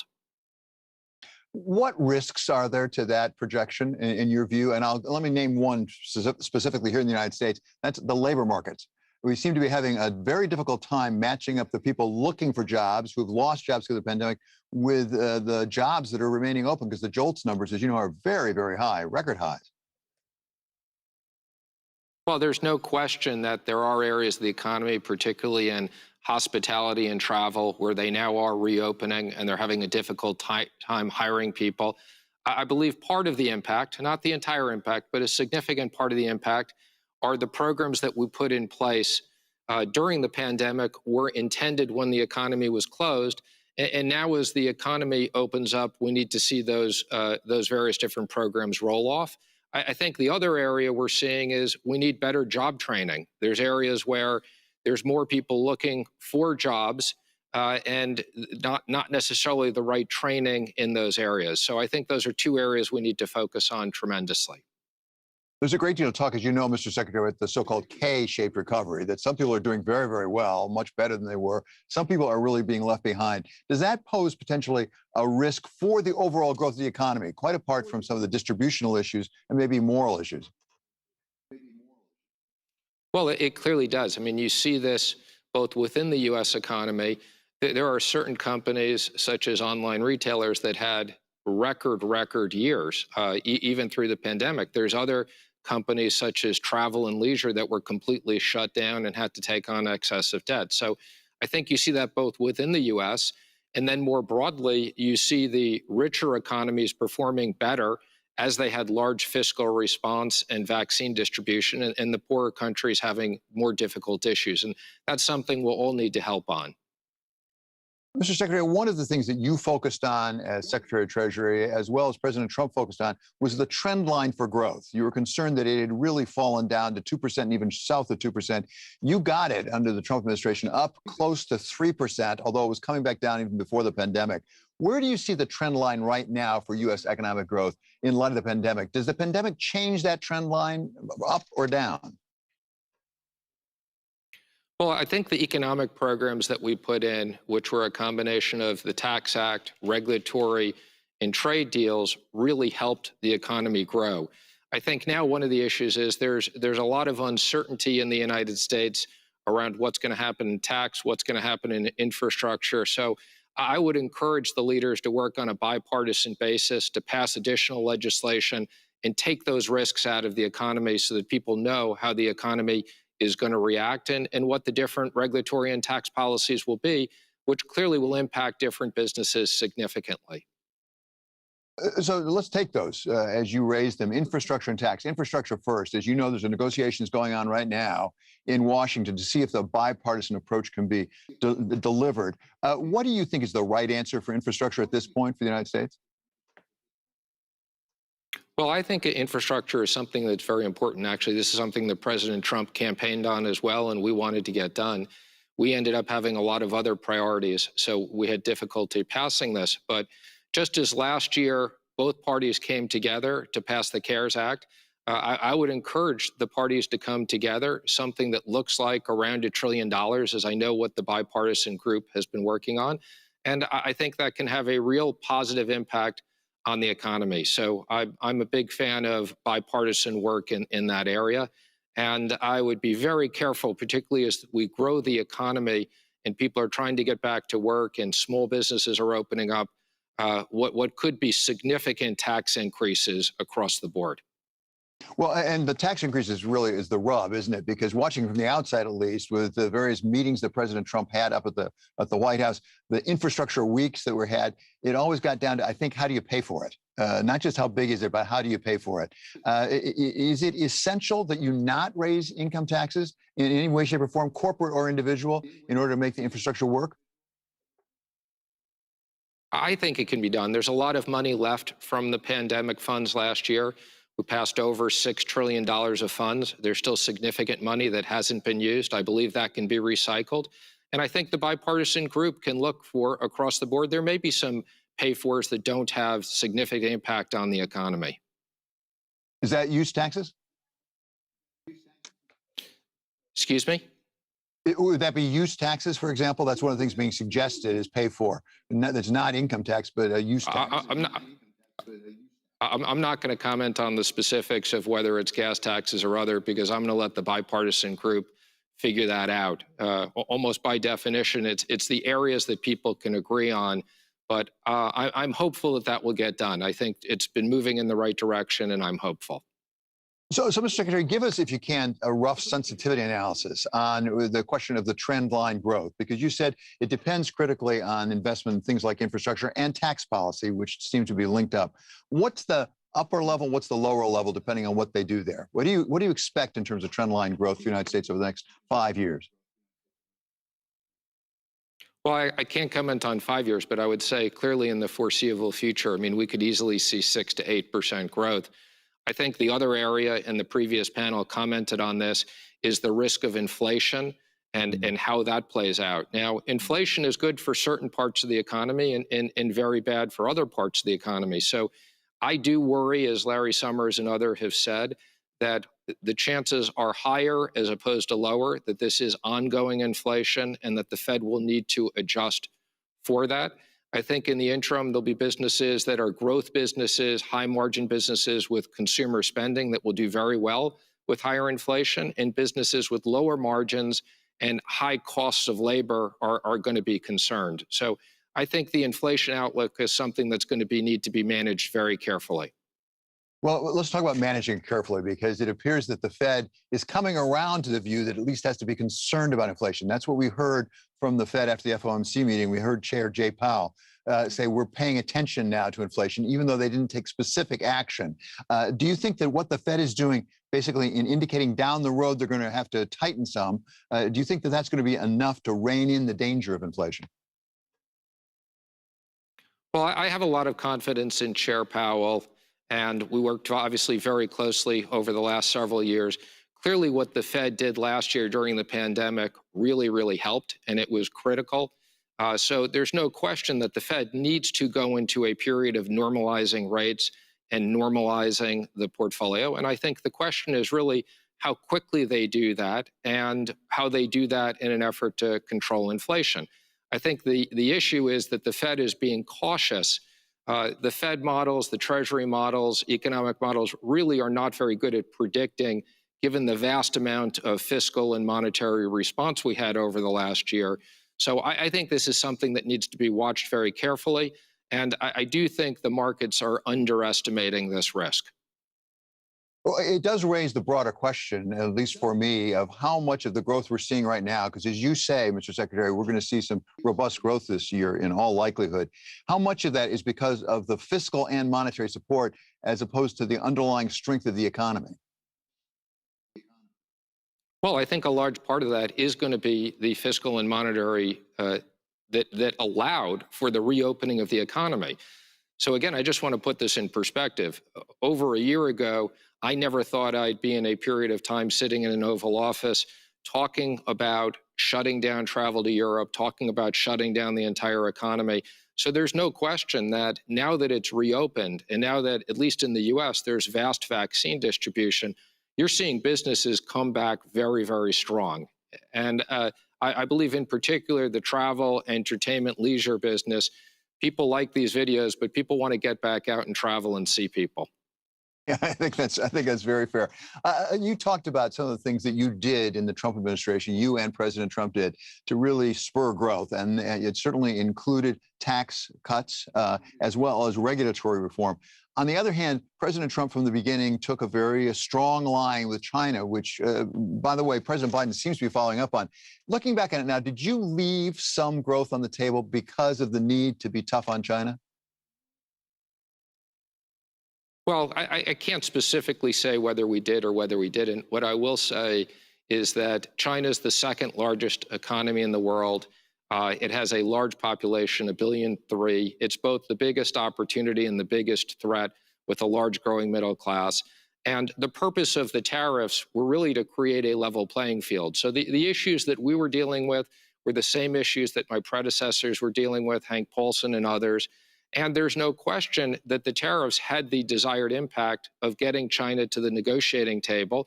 We made a lot of progress on the phase one trade deal. I would encourage the Biden administration to continue that work and try to have China make more reforms on trade and play by the global rules. I think that's important for their economy and very important for the rest of the world economy as well. As the Biden administration does apparently turn from Europe to Asia, and particularly China, is it a zero-sum game? I mean, in the sense that in order to really get China to the bargaining table and get real concessions, you have to run the risk of giving up some growth. Well, I don't think it's a zero-sum game. China, they were at the bargaining table. We made significant progress. I would encourage people to get back to the bargaining table, and let's see if they can get a phase two deal done. That's really the purpose. This was about protecting intellectual property, protecting fair and free trade, and having two-way trade. A major component, we believed, of the deficit was that our companies didn't have the same opportunities to participate in China as their companies had in the U.S. And finally, Mr. Secretary, I really want to turn to what you're doing now, because I understand you are putting together a fund for investment that involves sort of, if I can put it this way, a public-private partnership in a sense, public government experience with private investment. Tell me what you're doing. Well, David, I'm very focused on the work that I did over the last 4 years, both on national security and regulatory areas, very focused on technology such as cybersecurity and data privacy. I think as we've seen in recent events, these are very important areas of national security and economic security, and also in fintech and financials, where we see really the U.S. systems continuing to advance significantly.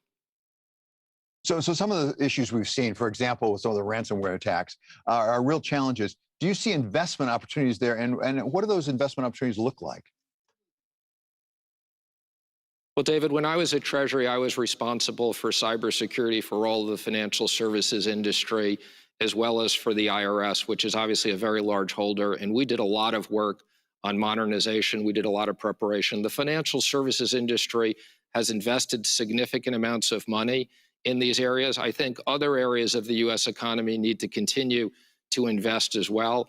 And this is going to be an ongoing issue that's not a 1 or 2 year issue, but in my opinion, a 10-year issue. Let me ask you something that I know you know a lot about, and that's blockchain, and for that matter, cryptocurrency. Is that a help or a hindrance in dealing with some of the security issues we have? Well, I think the underlying technology of blockchain has huge potential, particularly for things like real-time payment processing, cross-border, using stable coins. My views, and we did a lot of work at Treasury on this on an interagency basis. We put out regulations last year around making sure that if you want to buy cryptocurrencies, that it has to be transparent. And I believe that many of those industries should be in the regulated world.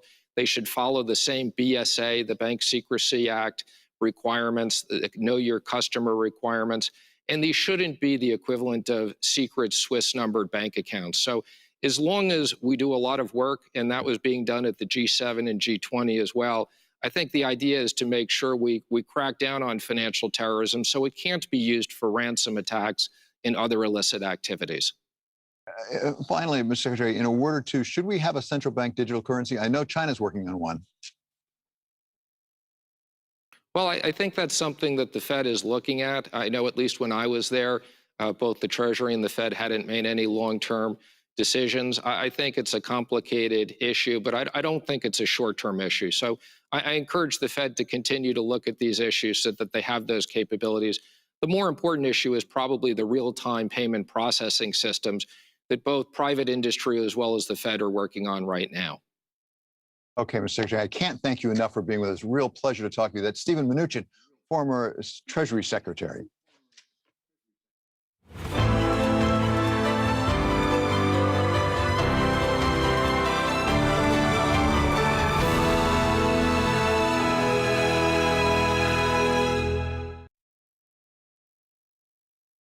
Vaccine apartheid is dominating the current global debate. We want to hear from you about it.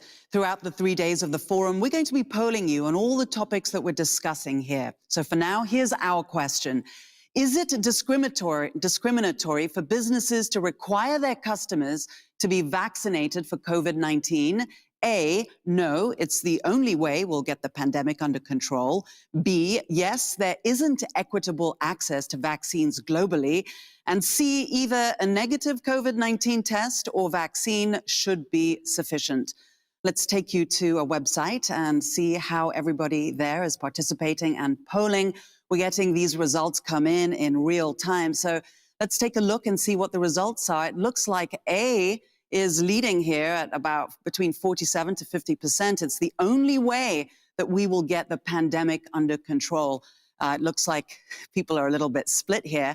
We have a number of participants and 40, well, actually it looks more like a tie between A and C.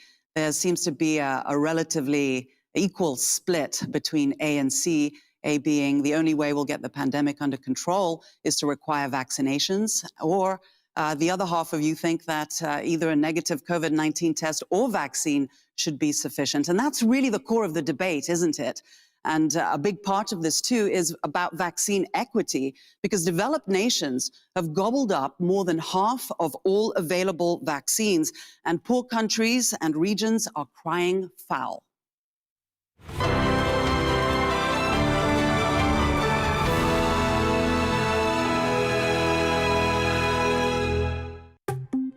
People in the richest countries and regions are getting vaccinated more than 30 times faster than those with the lowest incomes. We've seen that some countries, they purchase enough doses to vaccinate their populations 3 times over. The World Health Organization says just 10 countries have received 75% of all vaccines administered so far.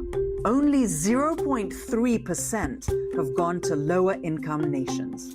The world is on the brink of a catastrophic moral failure. The dramatic surge in COVID-19 infections and deaths in India, Southeast Asia, and Latin America paint a grim picture. Africa is in particular trouble. The continent has received only 1% of available vaccines. Africa is largely dependent on supplies from India, which has suspended its vaccine exports. We've had to dedicate a lot of our capacity, which was not originally planned for India, now is going to the Indian citizens. We're trying to balance it out as much as possible. Africa is exploring new options to protect its 1.2 billion people. The MasterCard Foundation will deploy $1.3 billion over the next 3 years in partnership with the Africa CDC to save lives and livelihoods of millions of people. Production globally needs to be ramped up and made more affordable. In the meantime, some rich countries have agreed to share their supplies with the WHO's COVAX initiative. COVAX was set up to distribute vaccines to the world's poorest countries. This means over the next 6 weeks, the United States of America will send 80 million doses overseas. And in a move toward vaccine equity, the World Trade Organization has proposed waiving intellectual property rights of vaccine production. So my job is to make sure that I bring members together to actually sit down and negotiate text. It's supported by the US, India, South Africa, and developing nations, but the European Union and pharmaceutical companies are firmly opposing the move. If left unaddressed, extreme poverty will rise for the first time in 20 years. Vaccine nationalism is an economic as well as a moral failure.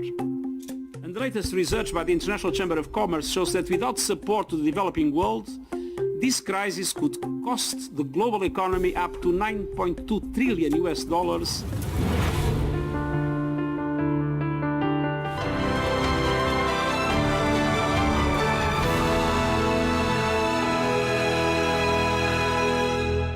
Your Highness Sheikh Tamim bin Hamad Al Thani, Excellencies, distinguished guests, dear colleagues and friends, Assalamu alaikum wa rahmatullahi wa barakatuh.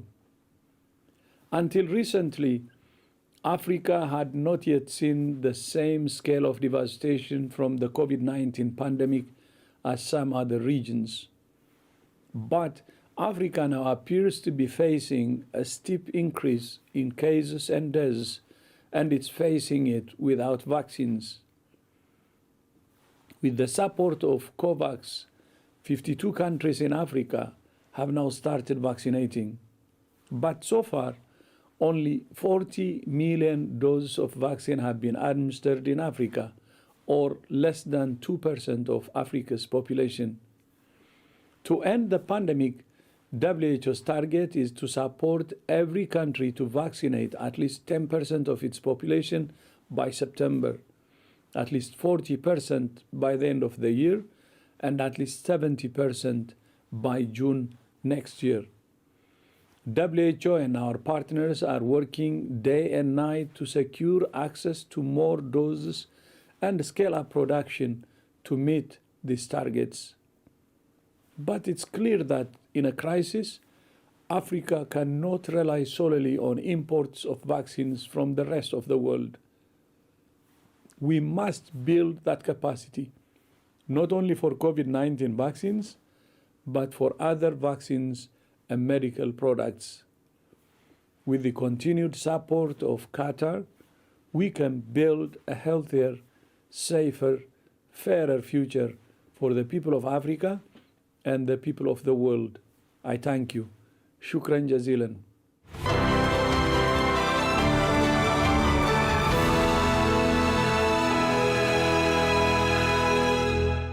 Joining me now is Rita Roy, President and CEO of MasterCard Foundation, and Dr. John Nkengasong, the Director of Africa CDC. Thank you both so much for joining us today. This is a wonderful partnership, a very important one for the African continent. I'd like to start by asking you, Rita, about this incredible announcement that MasterCard Foundation recently made, a $1.3 billion partnership to advance vaccine equity and strengthen the health systems of Africa. Why did you decide to do this? Largely was inspired because of the great inequities which we see between Africa and the rest of the world. As you know, less than 2% of the African population has been vaccinated, while in comparison to more than 50% in other parts of the world. So this initiative, Saving Lives and Livelihoods, has four major priorities. First, to purchase at least vaccines for at least 50 million people, to get behind the deployment of vaccinations for millions more across the continent. Third is to build a human capital for vaccine manufacturing in Africa.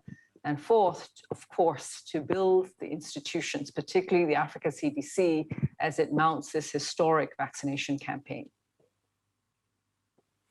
John, how will this change the game for the continent? And how are you intending to overcome some of the logistical barriers that you're very familiar with in Africa? I think the partnership with the MasterCard Foundation has the potential to increase the speed at which we vaccinate on the continent and the scale. In order to win this battle against the COVID-19, you need those two to all happen simultaneously. This potential capabilities is really going to be critical if we have to win the battle against COVID-19. And secondly is the institutional development component of this that is extremely important. We do not fight and win battles against a disease pandemic without strong institutions. And Africa CDC will benefit from this partnership by strengthening its core capacities and competencies. What are some of the core capacities and competencies, Rita, does MasterCard Foundation need to see happen and also need to focus on itself in order to make this a success? Well, as you know, Zain, our main area of work at the MasterCard Foundation is really driving opportunities for young people, largely job creation. And we launched a strategy called Young Africa Works, which set out an ambitious goal of 30 million young people in dignified and fulfilling work by 2030. It's extremely difficult to move ahead unless we can also get this pandemic under control and really address some pretty fundamental disparities. So when I think of core capacities, I think about education for young people. I think about job creation, skills and job creation. And so this initiative, while it is extremely important in terms of driving forward vaccinations, keeping people safe, enabling all of us to get back to the work of economic recovery, in the process, it will also create work, create jobs for thousands upon thousands of people.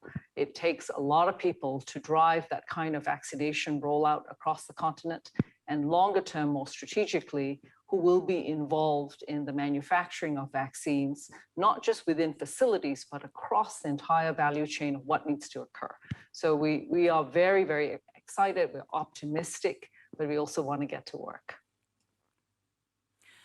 And the human capital piece is absolutely critical, as you say, Rita. John, beyond human capital, what else is needed to make sure that continental vaccine manufacturing is a success? Like, just paint the picture for us on the continent.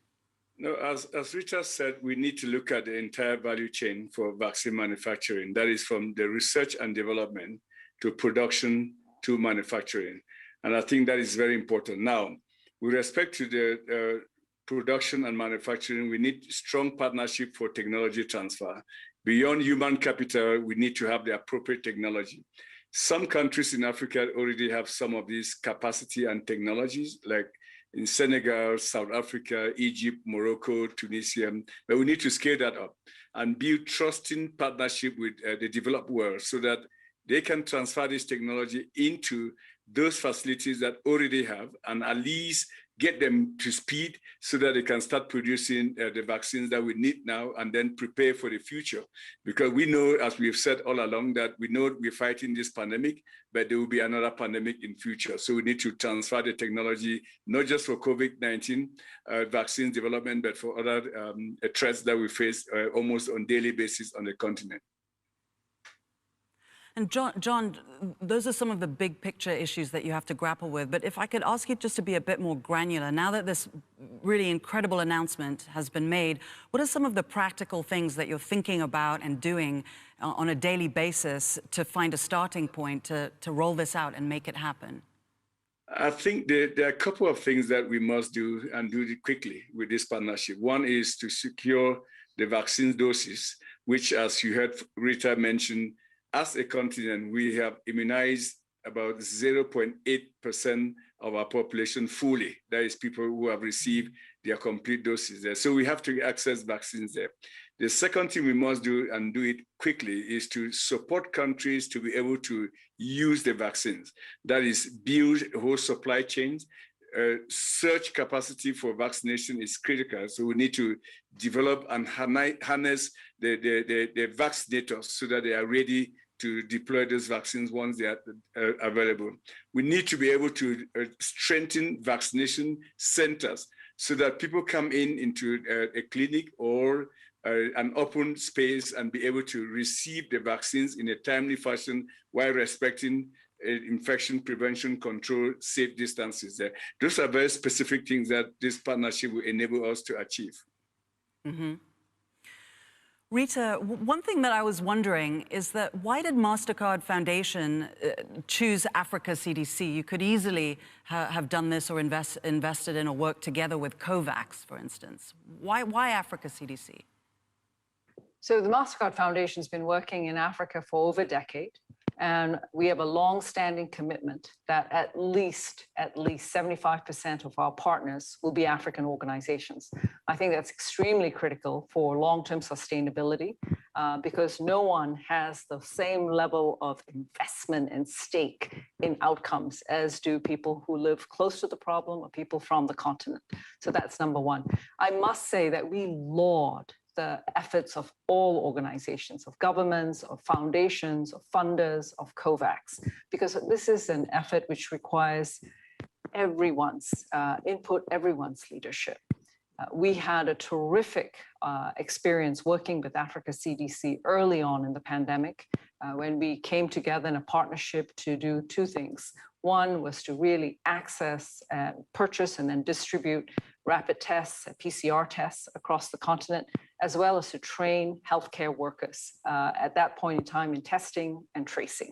And that partnership demonstrated to us that Africa CDC, under John's leadership and the capable staff that are there, are an organization which is really all about getting things done and really focused on delivery. So we were really, really thrilled, and we are grateful that we can have this partnership with Africa CDC. And with the partnership, John, what do you see, sort of looking far down the line, as the future of Africa's overall pandemic preparedness? Because this is something that is going to lay the groundwork for, things to come that will give you the muscle and the support to do what the continent needs and lead it. So just talk a little bit about the preparedness now and where you hope to be. So in essence, you want us to talk about preparedness for the future and for future pandemics, which is essentially what we as Africa CDC and the African Union are saying. As a continent, we need a new public health order. A new public health order that will facilitate us to strengthen and enhance our ability to manufacture not just vaccines, but diagnostics and the pharmaceutical area. We need a new public health order that will enable us to scale up our workforce, public health workforce skills, so that we can develop new skill sets for epidemiologists, what we call frontline responders. A new public health order that would allow us to develop a national network and regional networks of national public health institutes and build relationships with the private sector. If we do those 4 things, then we are preparing ourselves to fight this pandemic, which is terribly unpredictable and is terribly uncertain where we are heading to, but it will enable us to be able to be well equipped to respond to subsequent outbreaks and pandemics. Rita, your leadership and your vision at the MasterCard Foundation is quite admired on the continent. You're one of the more effective foundations on the ground. Could you tell us a little bit about your approach to social enterprise and partnerships on the continent that I believe is quite different to some of the other organizations coming in and trying to operate in Africa? I think it's important to articulate the approach and why it's actually been working on the continent. Thank you so much for that question, Zane.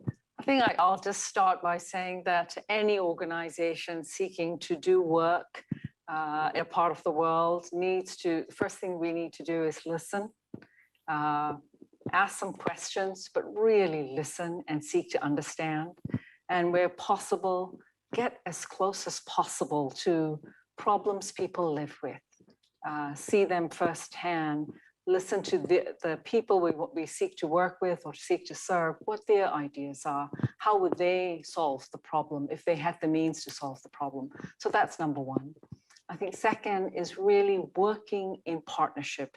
And by partnership, I mean really collaborating, not coming in and assuming that we have the answers just because we have resources. Resources can only go so far unless they are viable solutions. And so that partnership which takes on board respect for the other, understanding their views, incorporating ideas in solutions. That's been part and parcel of how we've tried to work over this past decade with some success. And that's part of the journey moving forward for us. The other critical piece is we transformed ourselves as a foundation when we announced Young Africa Works and started rolling it out. We were based largely in Toronto, in Canada. And through this partnership, working on Young Africa Works, we opened up offices across the continent. We hired wonderful staff, and we relocated our senior leadership to be based here on the continent, including myself. So that's been part of our journey, part of our learning, and it's been extremely rewarding and certainly very, very enlightening. And speaking of trying to get greater understanding, I'd like to ask John. John, you're Africa's Dr. Fauci, right? And I would like you to explain to all of us, what are some of the things that you have to think about when you wake up every day on a continent of 55 countries, different situations with vaccines, operating unilaterally and in groups and with the African Union? And what are some of the things that worry you most every day when you look at what's happening on the continent?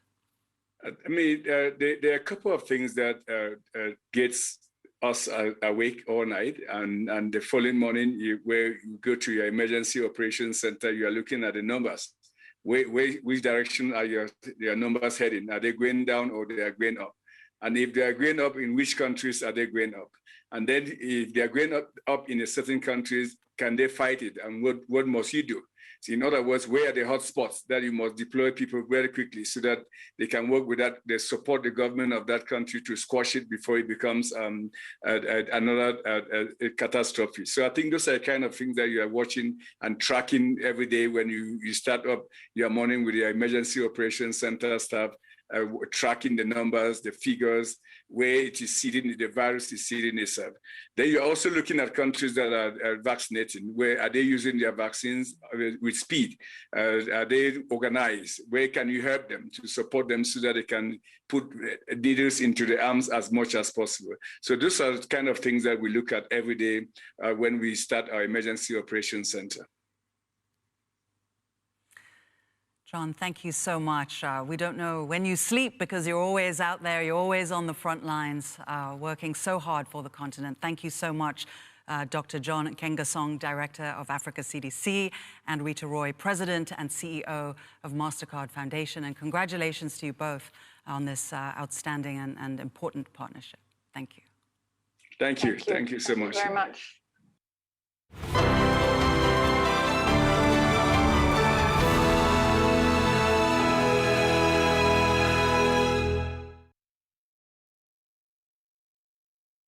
Hello, my name is Sherian and I'm an anchor at Bloomberg Television. I'm joined now by Nubar Afeyan, founder and CEO of Flagship Pioneering and co-founder and chairman of Moderna. Nubar, it's good to see you again.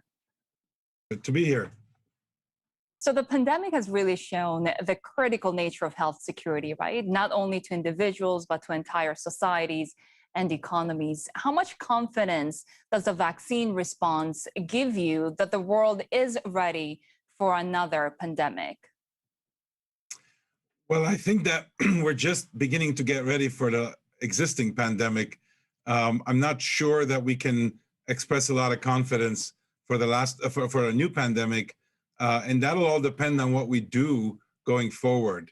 And it's really too early to tell whether we've even understood the lessons of the current one, let alone have the political will to continue to do the right set of things, such as collaborations and forethought and planning and communication. There's a lot of things that need to be done. So I'd say my confidence in dealing with the current pandemic is increasing.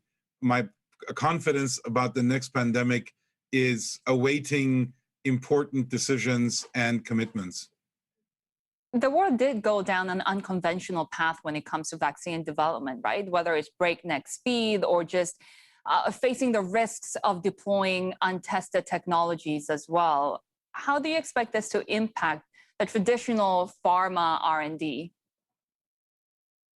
Well, let me provide a little bit of context for this, because when we say quote untested technologies, I think that in the rush of the last year, a lot of things were kind of discovered for the first time, and they were thought to be something that was happening out of the blue. In the case of Moderna, which is a company that we had the great privilege of being founders of 10 years ago, we've spent the last 10 years developing a platform, a set of hundreds of patents and IP, manufacturing capabilities.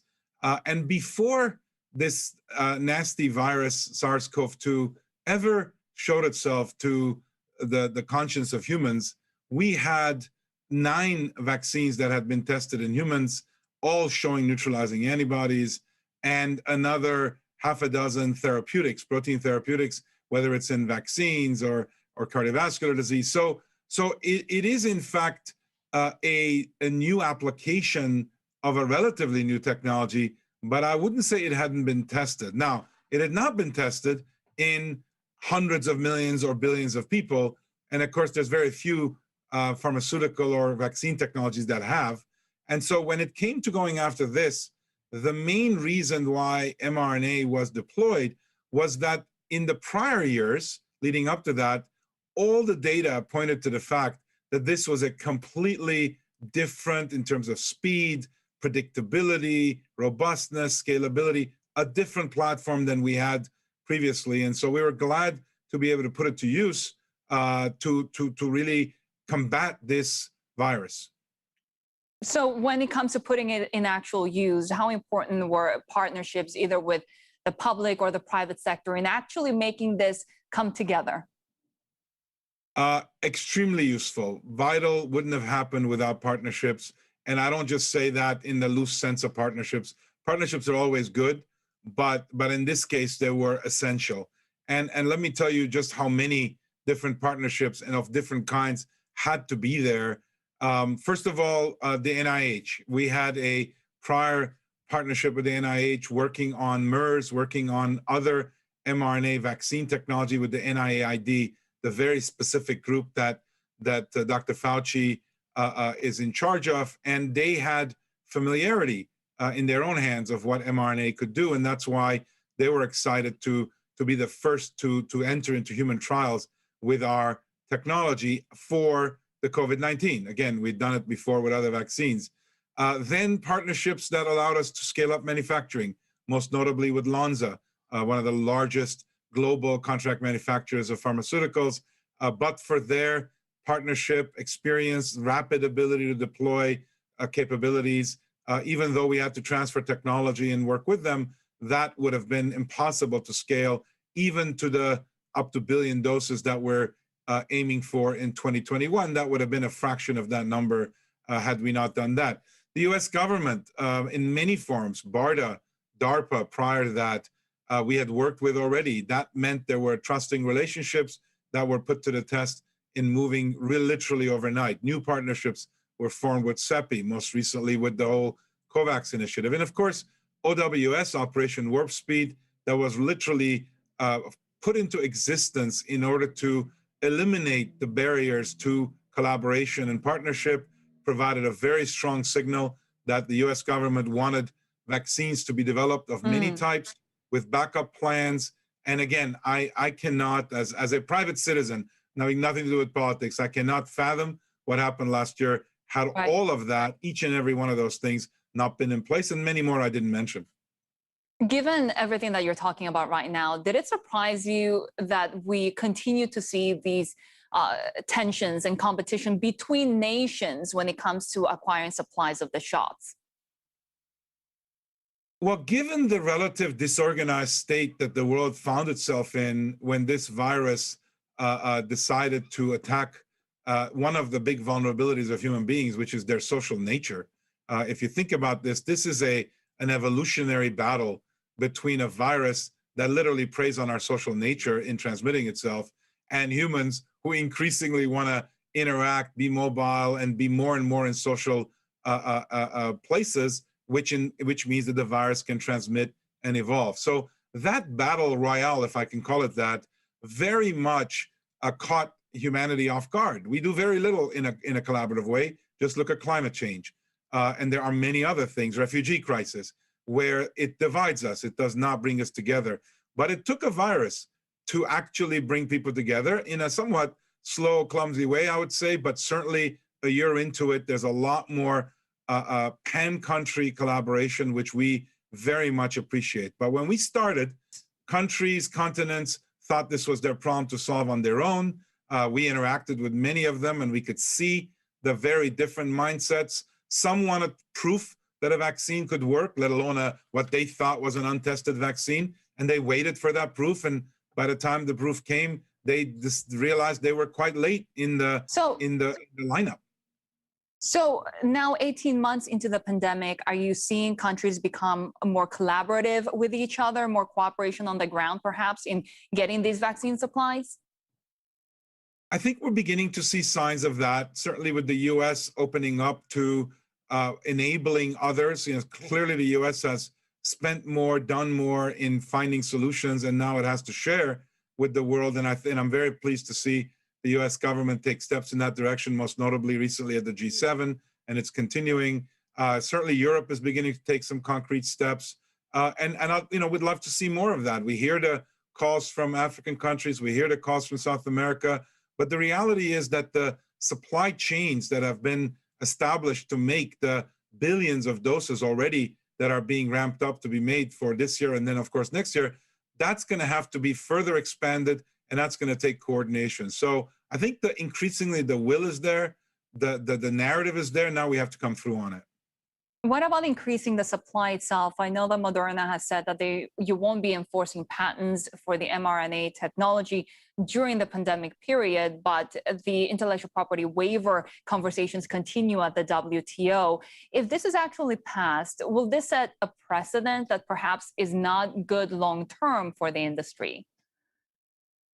Well, we recognized early on that, at least as it related to mRNA, the vast technology platform that we had invested in several $billion before this pandemic started could potentially play a role, not only with us, but in terms of others being able to use the technology. And we decided that last October, as you mentioned, we announced that during the pandemic, we would not be enforcing our intellectual property on others who are using it to combat the pandemic. We believe that makes some of the alternative approaches less necessary, less important. And importantly, I think anything we do now has to take into account the future pandemics, future generally drug development, and whatever can be done not to discourage innovation, I think is an important role for governments to play. And others have said, and I'll repeat here, that the major challenge to supply is not distributed production. It's actually supply chains to have enough of the input raw materials to make things at large scale. And the best people who can scale it up are the people who already have. Moderna has said that it will reach upwards of 3 billion doses next year. I think Pfizer has said even a slightly higher number. Between those two numbers, plus several of the other manufacturers, I think you're looking at well north of 10, 15 billion doses. So starting from scratch today, setting up a facility to produce mRNA or any other vaccine is going to at most matter to the next pandemic. I don't see how it matters to the current one based on where we are already. Talking about equitable vaccine access to the world, we do have a couple of polls for our audience. Now, the first question would be, how should the global vaccination rollout be prioritized? You can actually answer those questions on your browser. The second poll asks, are vaccine passports a good idea? Once you answer those questions, you can actually see the results right away. So, Anoubar, continuing our conversation on equitable access, what else can Moderna do? What other solutions are there other than, say, IP waivers and supply chains, helping build a more resilient supply chain in these vaccine shot distributions? I think that what's going to become important is to continue to work with the entities that are taking on the kind of pan-nation supply. That is the coordination role, also the consistency of demand. In other words, it's very difficult for a supplier to ramp up and spend its own capital if the outlook is uncertain. Of course, people who want to access vaccines want infinite flexibility, not to take it, to take it much later. And all of those things, unfortunately, run counter to robust supply and production. And so I think there has to be a clear, coordinated effort to make sure that we know what kind of volumes can be produced, how that's going to go from the manufacturing floor all the way to the arm of individuals. And there's a lot of work to be done in many, many places. We continue to make advances in storage. So, for example, we've said it used to be that we could store our vaccine at room temperature. Now we've increased that in refrigerated. We said a month. Now it's much more than that. So the technology keeps improving, but the logistics, the coordination, there's more and more work to be done there, I think, until we're quite sure that we vaccinated a large subset of the population. Anoubar, we continue talking about managing this outbreak, managing the pandemic. Let's talk a little bit about preventing the disease altogether, right? What lessons are we taking from here so we don't face another crisis, another health crisis of this magnitude? Well, there's a couple of things that I'd like to point out. First of all, I think there is a fundamental relationship we have with our health that it would be useful to reconsider. I hear on Bloomberg and other programs these days how much people are reconsidering their lives, their livelihoods, their jobs, their relationships post-pandemic. Well, I'd like to throw in there our relationship with health, something we could reconsider. And why do I say that? If you look at our current healthcare system, it's largely focused on not healthcare, but disease care, sick care. And by far the vast, vast majority of our money, 95, 97%, is spent on things that happen after we're sick. So upstream from that, there's very little money, attention, government support that goes in. And indeed, all of vaccines, all of early detection of threats goes into that. So first, I think we need to, as societies, say, you know what? We need to deal with these things before they happen, pre-disease states. And by the way, this doesn't only apply to pandemics. This applies to infectious diseases. This applies to any disease. Turns out that long before cancer manifests, there are biological states that take place that can be intervened with. Same with cardiovascular disease, same with diabetes. So I think one important takeaway is, should we think of our health as a matter of security instead of care. Just like we think of our physical security, and we ask our governments through the defense efforts, through counteracting terrorism, through any number of means to protect us from these threats. I think if we start thinking from a security standpoint and thinking of medicine as something you do preemptively, not reactively, I think these are fundamental shifts in where we should put dollars, where euros, where we should put the best minds to work. And that's going to take a lot of work, because our current regulatory systems, our current reimbursement systems simply encourage waiting for the disease to fully take hold, only to then come along with very, very powerful potential treatments or cures. Right. No wonder it costs so much. No wonder it takes that long. We're waiting too long. So Flagship Pioneering just raised $3.4 billion for a new fund. How are you bringing this vision that you talk about in actually putting money where your mouth is? Well, a significant portion of our new cycle of innovations, Flagship is all about making breakthrough innovations and creating the next generation of bioplatform companies out of them. And that's what Moderna is. 10 years ago, it was the beneficiary of the expertise and capital and people we deployed into that project. And 10 years later, we're doing that quite at an even larger scale. This new capital pool will add to the remainder that we've had in the past and will accelerate even further doing these very things. But in particular, looking at preemptive medicine and health security as a major important area. For example, can we develop completely new early detection technologies for cancer? Could we detect long before cancer manifests early signs that can be acted on? Neurodegenerative disease, same category. Could we have interventions that years before one gets to a point where they have rheumatoid arthritis, psoriasis, autoimmune diseases, could we have taken steps that delay or deter the ultimate disease? And of course, in infectious disease, can we create surveillance? Can we create much more rapid action when we see these threats coming? We're using, for example, AI machine learning these days to forward project all the different variants, not only from SARS-CoV-2, but from influenza and for many other viruses, because we have the data now to be able to track ahead of its time what the virus may do and anticipate it and combat it.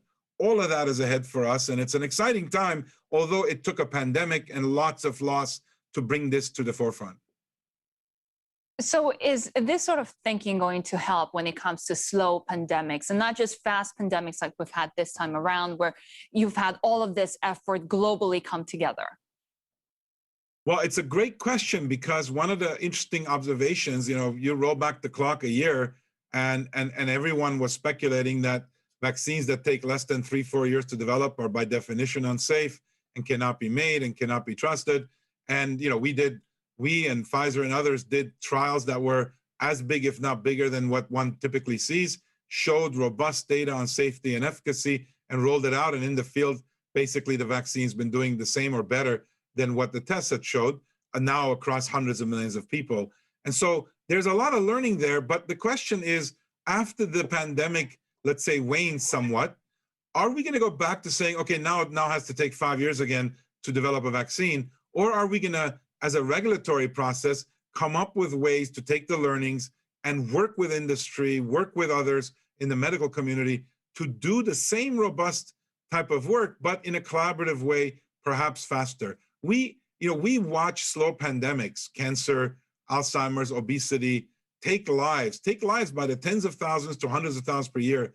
But somehow there's nothing urgent about that, because that's considered business as usual.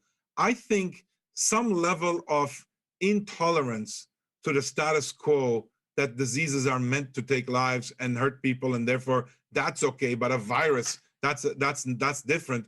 In my view, it's not different. It's not different. If you lost a family member, as I've lost 2 parents to cancer, to me, frankly, that's a very important threat that I live with, and that my family and everybody I know lives with. Why not apply the same type of intensity and collaboration and motivation to that disease? I think we could do a lot better. 20 seconds, Nubar. Are there any global institutions that could lead the way? I think that this is going to be a collaborative effort between research institutions, the private sector, governments, very importantly, because they're all over the policy and regulation side to this. And then we have to see whether health security should be the subject of some national pan-government effort. I don't think we need yet more institutions, but we need to make sure the institutions have the right signal and the right mandate to work on the right set of problems. Noubar Afeyan, co-founder and chairman of Moderna and CEO and founder of Pioneer, Flagship Pioneering. Thank you very much for your time today. It was good seeing you again. Thank you, Sherry. Thanks for having me.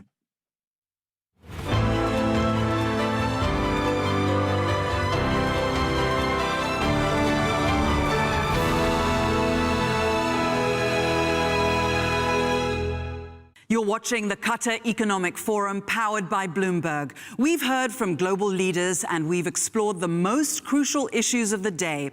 We'd like to thank our underwriters in Qatar, Media City, the Ministry of Commerce and Industry, and the investment promotion agency Qatar.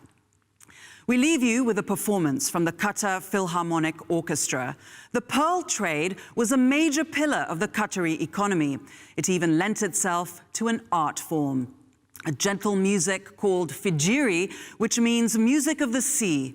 This haunting composition by Dana Al-Fradan merges that indigenous music with a Western influence. It's a perfect metaphor for the melding of the local and global in our hyper-connected world. We look forward to seeing you tomorrow. In Swahili, Kwaheri.